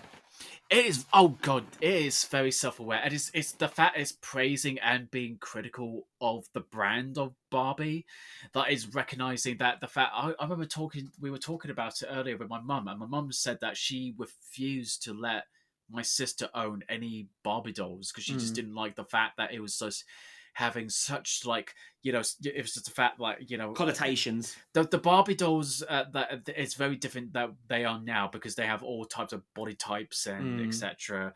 And it was like the fact it was just constantly pink and this. It's just very feminine. The trailer definitely points to that, though, doesn't it? When Margot Robbie literally comes out of her shoes and she's pointy up like that, like the dolls always were. It's just that point, yeah. And then that hit the point home that you and knew it makes it was about and it makes the joke that when she gets flat feet, like everyone's freaked out and grossed up, like flat feet, like that. I like that. I like that self-awareness. It's great.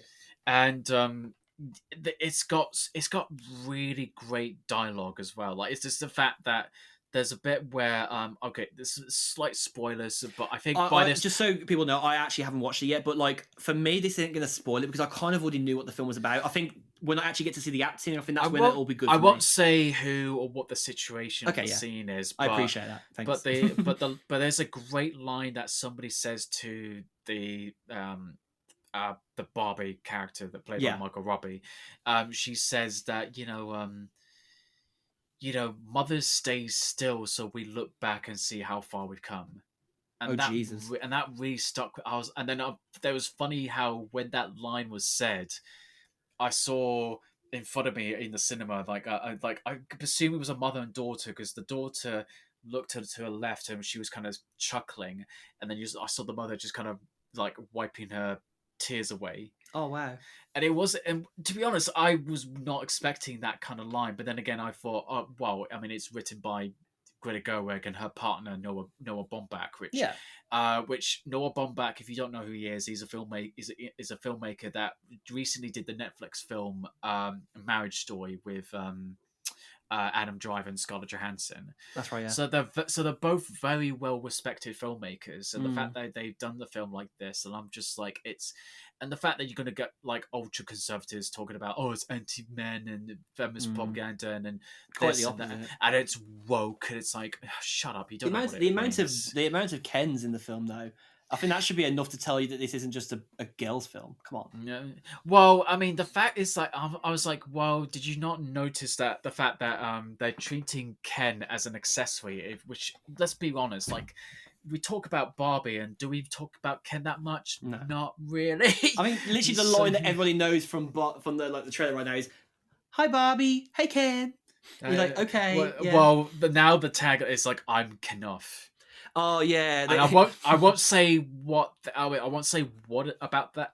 And you just need to watch the movie about that. Oh gosh, yeah. Ryan Gosling, to be honest, absolutely steals the film. I know it's about he looks amazing in all the Margot promotion. Robbie is perfect as the character of Barbie, but honestly, Ryan Gosling just absolutely he's so hilarious. I haven't seen him this funny since probably The Nice Guys, which is another underrated film that didn't do well at the box office, but some definitely films worth that are watching. underrated just like they become like cultural classics later, don't they?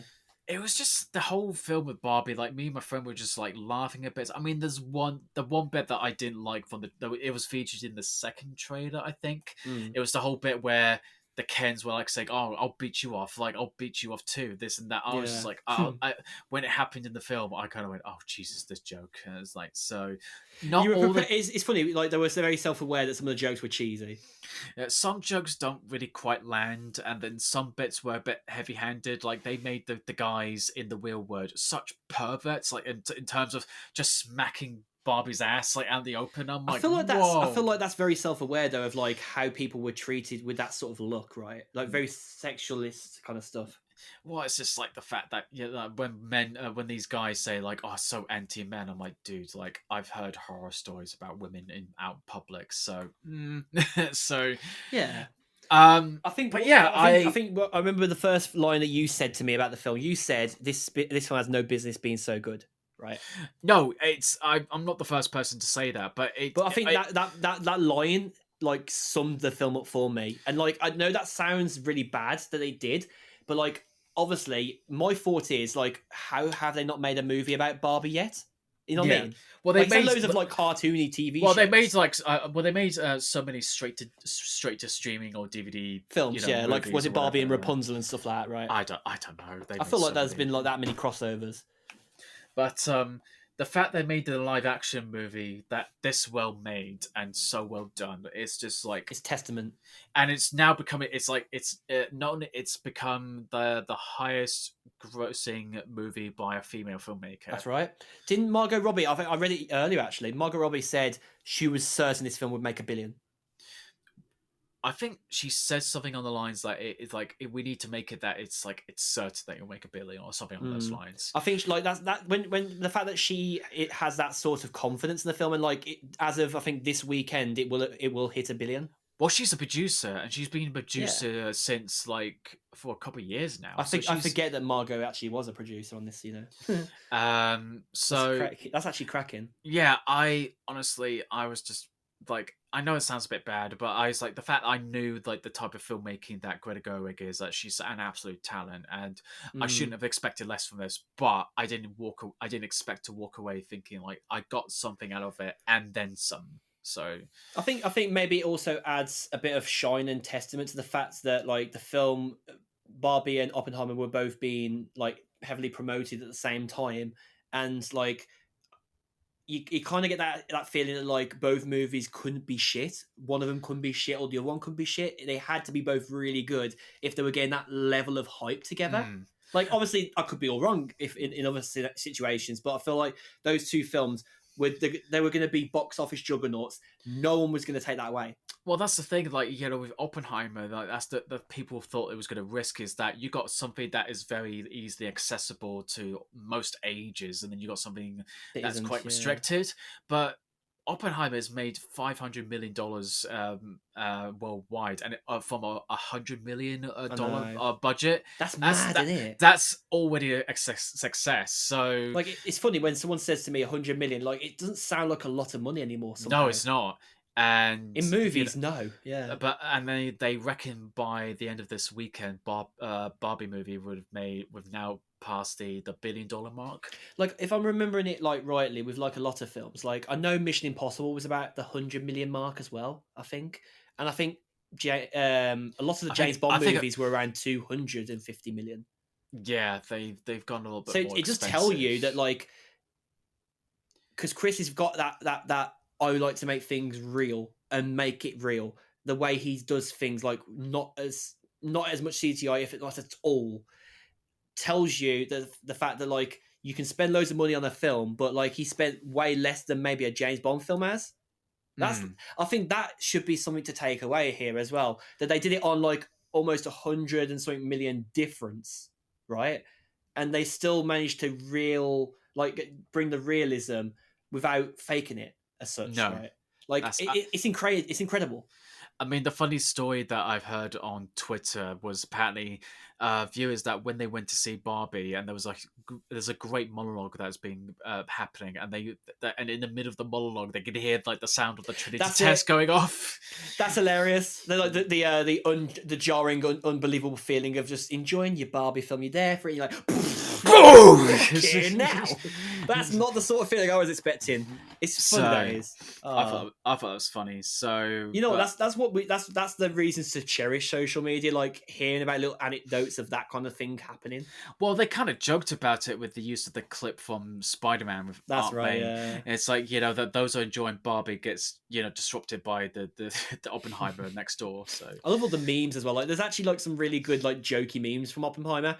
The one I saw recently was I think it's when Emily Blunt and obviously Killian they're both like in the interrogation room. I'm going to call it the interrogation room because it pretty much was, where she's sitting at the. I think it might have been either they're both sitting or both standing, and they're both sitting. Yeah, and the line above it is when you're at the doctor's. And then some of the comments in the comment section of that post, are you sexually active?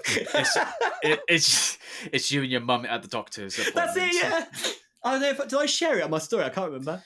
I shared it. You shared it, yes. Yeah, that's who I saw it. I saw it from you. I saw it, and I was like, "That's so funny." I love that though. That's the reason why social media, movies, and TV and entertainment all work really well together at the right times. Like no spoilers, just having fun, having jokes. And Barbie's done the thing where there's a bit where Margot Robbie's just stiff on the floor, and it's like that's okay. I'm just over here having my existential crisis. I think a lot of people who are like. Without sounding rude when I say this, like people who are autistic and are maybe have like ADHD or something like that, they're sharing memes that are like that as well. And I like that because like they're like poking a bit of fun at the fact that like this is their realism in life as well.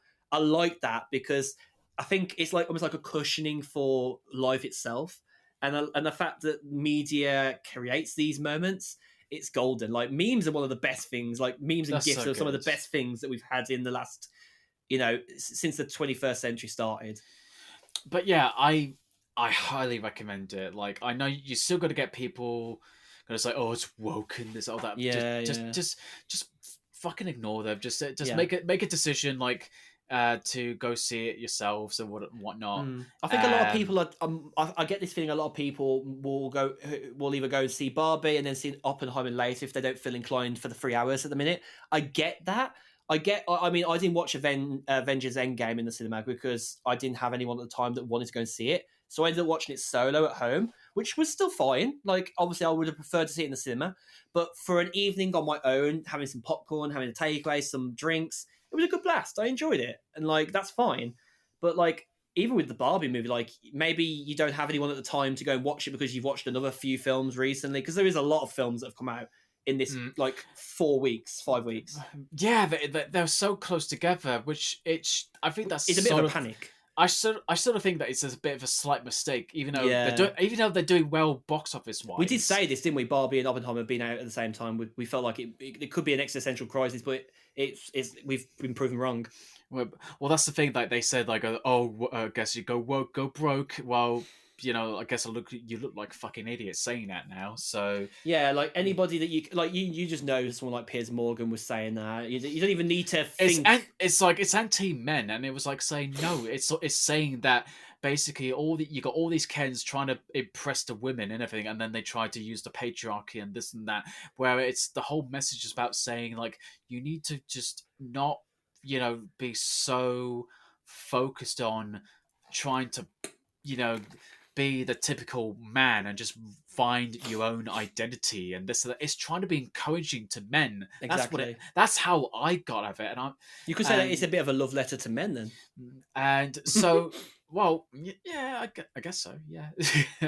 I do love that though. That like we can like come up with those little anecdotes for these kinds of moments in this podcast. It's really one of the reasons why we love podcasting, I must say.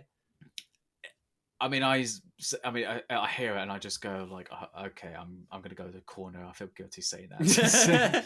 You know what though? Like, I think to kind of like bring a lot of this together that we talk about in these podcasts, just as a one-off to say, I mean, it's not really a one-off, but like we say it in many aspects anyway, that I think that podcasting really allows us to present more of ourselves in a form that we don't necessarily think about doing it on, to be fair, like, because obviously we both, I wouldn't say we fell into podcasting together because he was very vocal about what we were talking about, but the idea of being able to say this all out rather than just text type it on a story like we both do, or just talk about it in general, we're able to, we don't care whether this podcast is viewed by millions or 10 people down the road from us.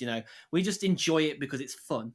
Yeah, I mean, it's a bit of an it's using an outlet to kind of voice your interests and whatnot.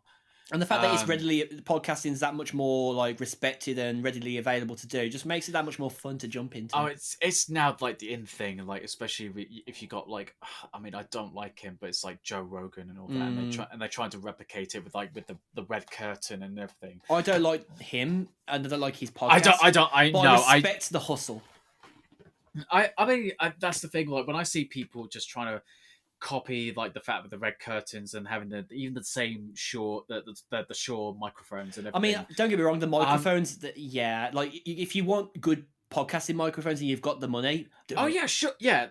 There's a reason why Shure is a really respected brand to do that. But I mean, and you've got a Rode NT microphone, and I've got an Elgato Wave. Like they're quite respected microphone brands as well. Yeah, I mean, that's the thing. Like, it's just you look at it, you're like, you don't have to copy something in order to be successful. It's like, the thing is, like, it's like my complaint to that just now. It's like, I'm just going to look at it going, you're just copying Joe Rogan. Have some originality. Like, one of the reasons why I like a lot of podcasts is that, like, some of them are cookie cutter, copy and paste, let's be frank. But, like, there are ones, like, there's a production company at the minute that's doing a few of them in the UK called The Fellas Studios. They've got the Fellas podcast. They've got Saving Grace with GK Barry. Like, you'll have seen her on the KFC adverts in the UK by now. Most people know who GK Barry is. And then you've got, like, some other podcasts, which, like, I mean, there's the Sidemen do their own one, the Sidecast on their Side Plus subscription. And they're not just sit around chatty stuff in the same respect as like a YouTube video. They've got sustenance to them. They bring their full personalities. They bring who they are in just like, typical YouTube videos, or even just like to us too, like where, we wouldn't just be talking to a mic randomly in everyday life. We jump into this and it's in the moment, but it's not forced. It's us being us. And the people that you don't like doing podcasting in the same vein for me are the people who are just doing it for the bag. They're not there to do it for fun. They're there just to copy what's good and make some money from it, right? That's it. Just for your clicks and likes and all that. Yeah, there's always going to be people doing that. It's the same people who do Twitch and do YouTube and TikTok and Instagram Reels, etc. Right? And on that note, I'm going to talk quickly about one last film that I just saw very recently. Yeah, can you do something for me, Owen? Can you talk to me? That was cringe, but I couldn't do it. You put the headphones on. For the audio listeners, I mean, there's only audio listeners out there. Oh my god! Sorry, okay. You had to think it was coming, but that was good effect. Unfortunately, people didn't see it, but I heard it. I'm glad you enjoyed it. So. Oh yeah, I enjoyed it. I had to do it. Sorry. So yes, it is the Australian horror film that just came out called Talk to Me. Mm-hmm. It's directed by Danny and Michael Filippo. That if you don't know who those two are, you may know them on YouTube called Raka Raka. That's right, yeah. And don't personally watch their stuff, but I know although Raka Raka. Although let me just put it this way, Mm. like just to keep pre-warned to everyone, it's nothing like Raka Raka. It's a very mature, sort of creepy, very atmospheric horror film It's about. basically what you expect. And I mean, it's just the thing is, it really did impress me because again, like I keep harking back to the videos that they made on their YouTube channel, and I'm just watching this like this is completely nothing like they've made before, and Mm. it is probably the best horror film I've seen this year, and that's kind of saying something because I'm quite critical when it comes to horror, and the fact that this left me just by the end of it, it just really kind of gut punched me by the end of the life that with Mm. the final reveal, and it's such a really well crafted film. It's so simply well made. It's just simply made, but it's done really effectively, Exactly. and it has very natural performances like acting like teenagers, like it basically dealing with like addiction and it deals with grief and peer pressure because it's like dealing with social media where you see people on Snapchat or TikTok or Instagram where they see people doing drugs and they say, oh, look at him, like he's so wasted, blah, Yeah. like that. Exactly. Yeah. And it deals with that, but luckily it doesn't take over like the horror aspects about what they deal with. It's like Mm. when they deal with like demon possession, and they do it in such a fresh way with demon possessions and all that. It's just done a way that you just watch this and you just go like, I've seen stuff like this before, but this is done. It hits more closer to realism without it being completely sensational, right? And like cheesy, I guess. But no, it's definitely not cheesy. Like it Oh deals no, with that's things. definitely the overlying theme on I that. mean, there's some parts that are quite funny, like genuinely funny. It's like They're funny because they're funny, not because they're cheesy. Yeah. No, it's not, or it's not bad. Like they just put in bad humor or Or whatever like forced. that. Yeah. And they just do like it's like in the trailer or I've watched it in the film. And um, it's like, oh, this is so white people shit, and I'm just but I'm just like, but then somebody pointed it out, like, but dude, you're not white, so what the fuck are you talking about? So Good no, bit of humor. but it is such a creepy, like it just deals with like a lot of things, and the main actress Sophia Wilde as Mia, she has a lot. I think this is like her first main acting debut, Mm. and then she's got a lot to deal with. She has to deal with like a girl dealing with like the anniversary of her mother's suicide, or they say it's suicide, but it could have been accidental death or whatever. Mm. Then she has to deal with the fact that she wants to feel like a connection with her friends, and then she wants to find a connection with her mother with their dealing with the the spirits and everything, and then she has to deal with performing as being somebody who's been possessed by a spirit.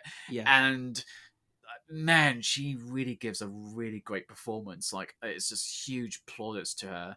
I give plaudits to the filmmakers that really kind of just did it in such a mature, sort of very like a very modernized way that is they just get it, and it's such a fresh and such a sigh of relief that you just watch a horror movie. It's like, oh my god, they finally do it. They finally make it until the very they finally get it from beginning to end. Mm-hmm. There isn't the thing where they go, oh, this is really interesting, and then when they get to the final climax, it's like, oh, that was shit.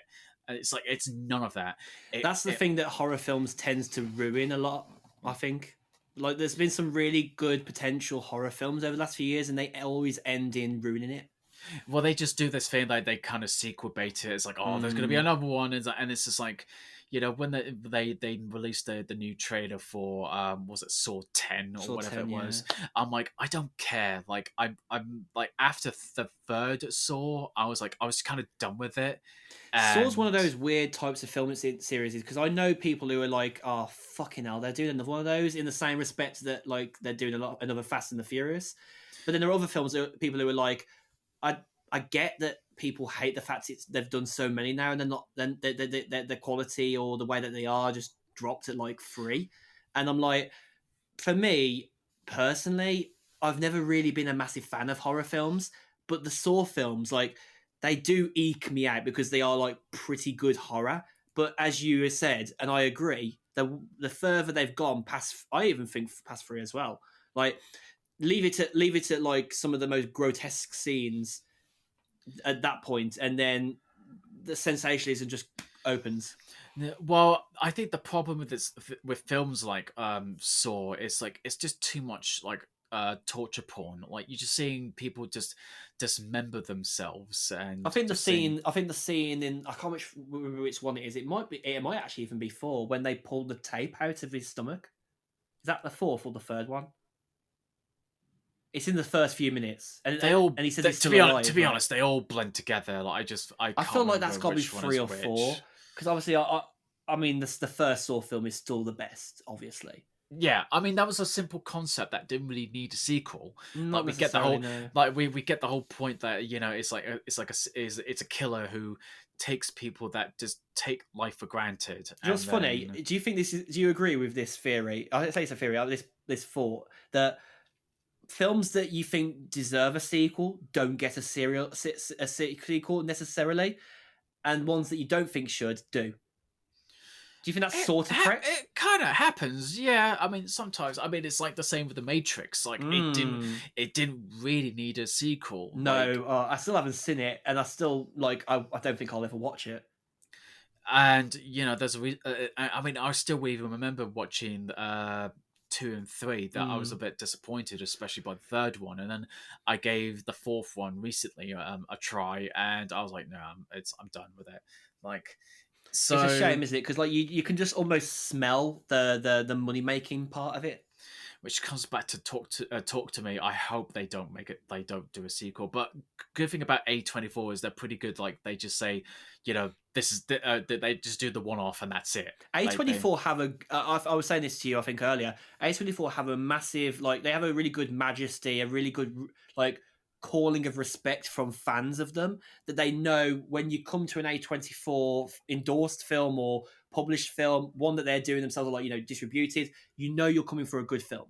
There ain't many times in the whole of their company or company house, should I say, that they tend to do a bad option, right? Well, their whole thing is it's elevated horror. It's not the typical gory blood infested sort of horror that you got. It's very good, basically. It's I mean, you're talking about the horror films you're talking about. It's like The Witch, The Lighthouse, Hereditary, and all those basically horror films that not a lot of just general mainstream audiences would go out and go see. The ones who are really purist into horror will have seen these. But the thing I like about A24 is they produce stuff that really stand out.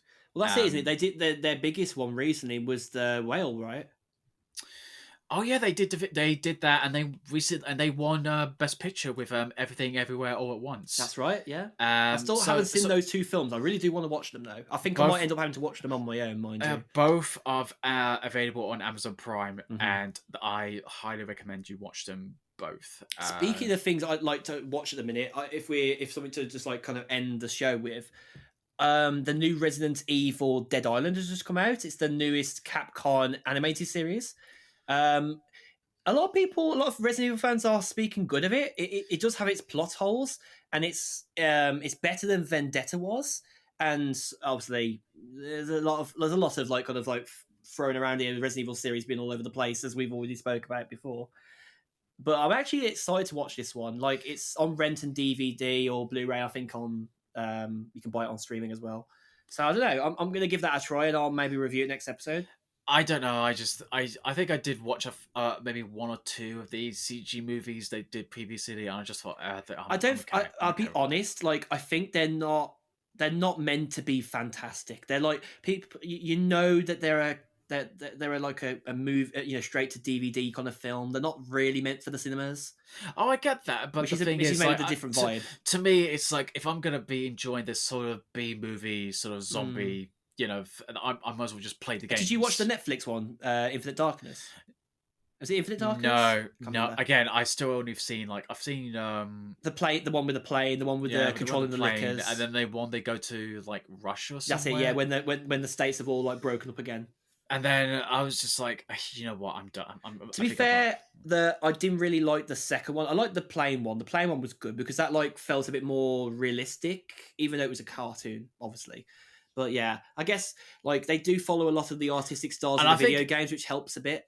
And I think what ruined it was like, I think it was that last live action film, Welcome to Raccoon City. That was a load of dog shit. I think that's probably set the tone for you, hasn't it?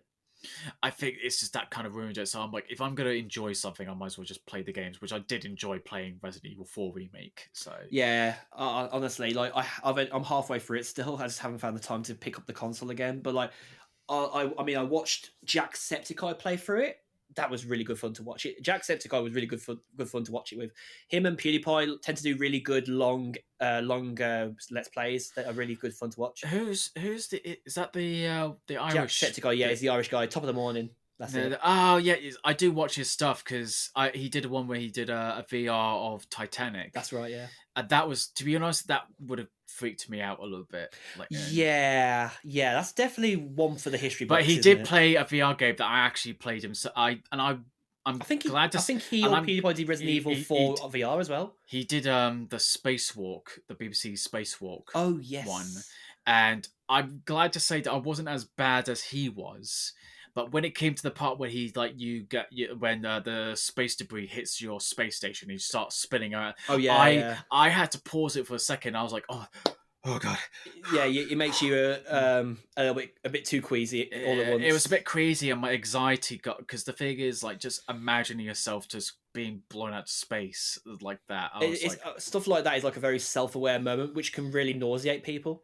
So I had to pause it, and I'm like, okay, I'll be all right. And then I just continued on, and that was it. So mad. Anything else you're looking forward to coming up shortly? Let me have a quick. I think the movie scene's a little quiet for the moment now until September.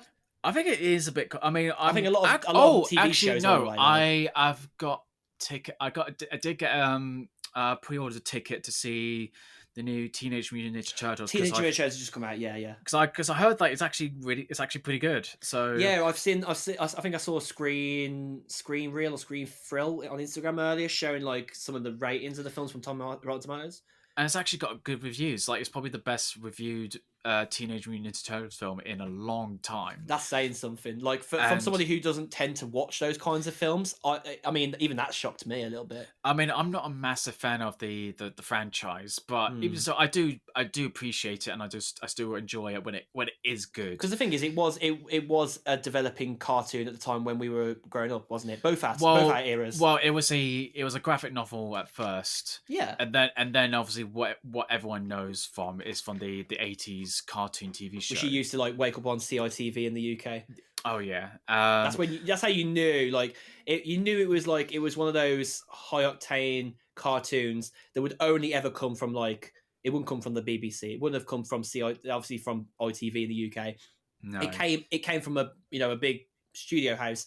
Like I don't know. It's not the same one as Batman, is it? I don't know who's Teenage Mutant Turtles property owned by normally. Oh god, it's not. It's definitely not the same people from Batman. Well, who's produced the film? This one is Paramount. Paramount, okay, maybe and Nickelodeon, and also co-distributed by Nickelodeon. Of course, yes. But I don't know if they're the whole toy franchise as well.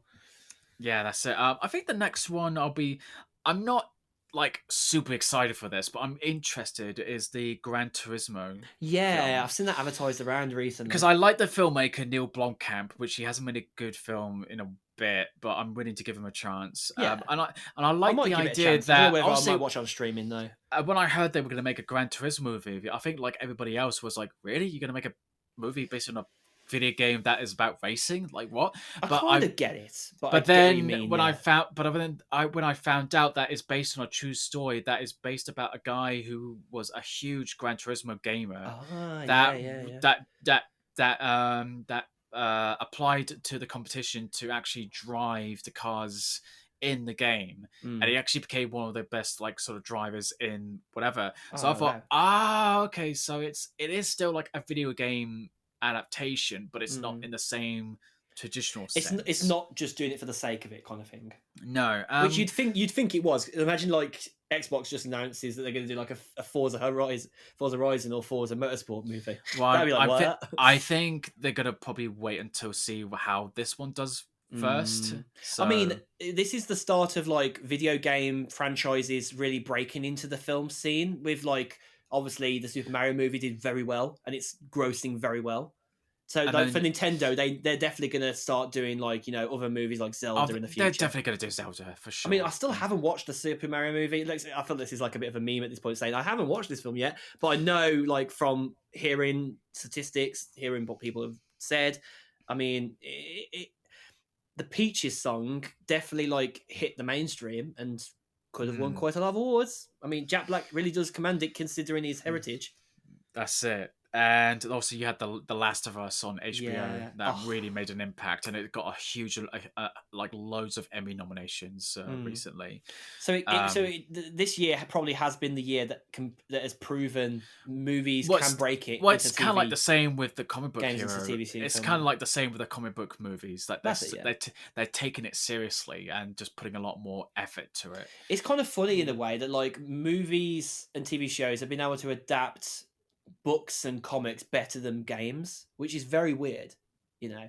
It's a little bit weird, but I guess it's like games is a very different paradigm. Media is a different medium to like storytelling, and the facets behind it are already sort of there. If you could say, like, some games are based on based on books and comics, I think, as well. So you could say, like, it's like, imagine if you had something that started out as a book or a comic, then a video game, then a movie. Like, it's like based on. It's like, whoa, there's quite a stretching across the galaxy kind of thing there to speak. Yeah. And I think the next one I'm mildly interested is Blue Beetle. I heard about Blue Beetle. Is this what's this about? It's the it's based on a DC character. Oh yes, okay. I saw a trailer. I don't know if it was a teaser or a full trailer in the cinema recently. I think that was before Oppenheimer. So I'm gonna wait until the review consensus about that. So because I don't know what it is, but like you probably understand why I'm doing this. But I've avoided watching any DC films in the recent years. Like I probably should still watch the new Suicide Squad because you did say that was good.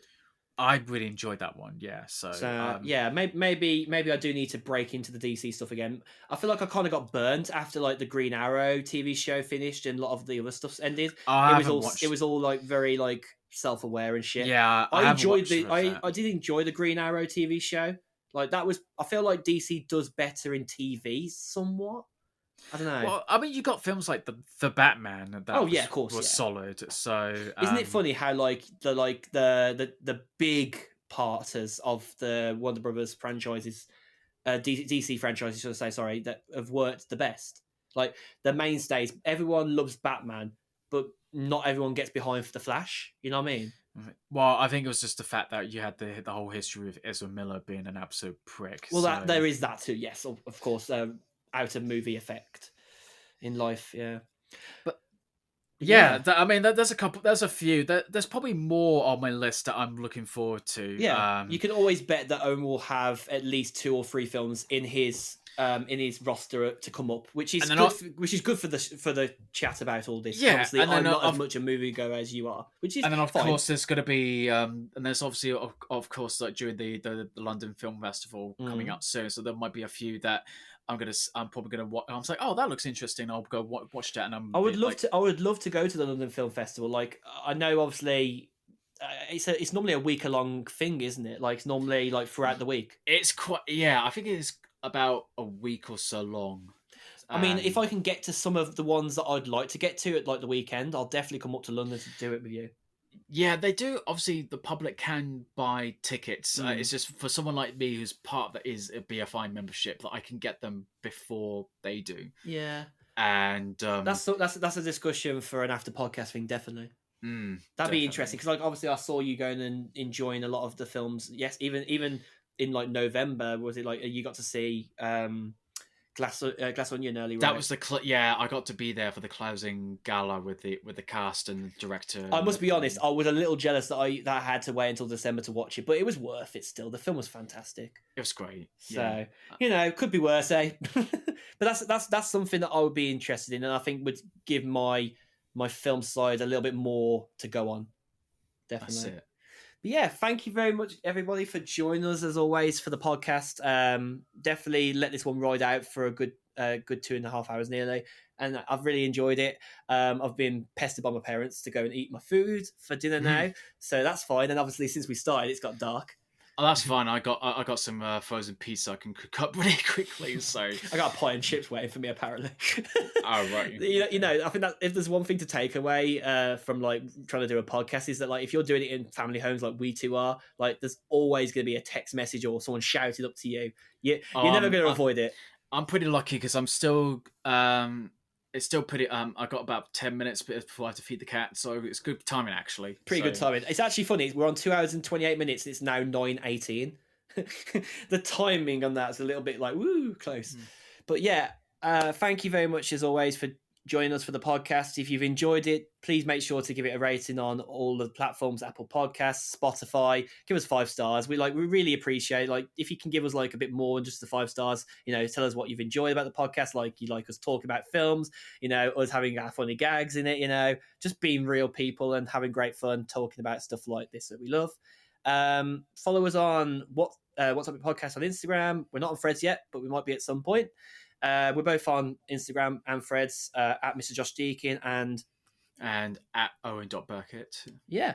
And finally, the last thing to say, I've been your co-host, Mr. Josh Deakin. Josh Deakin, did it the wrong way around.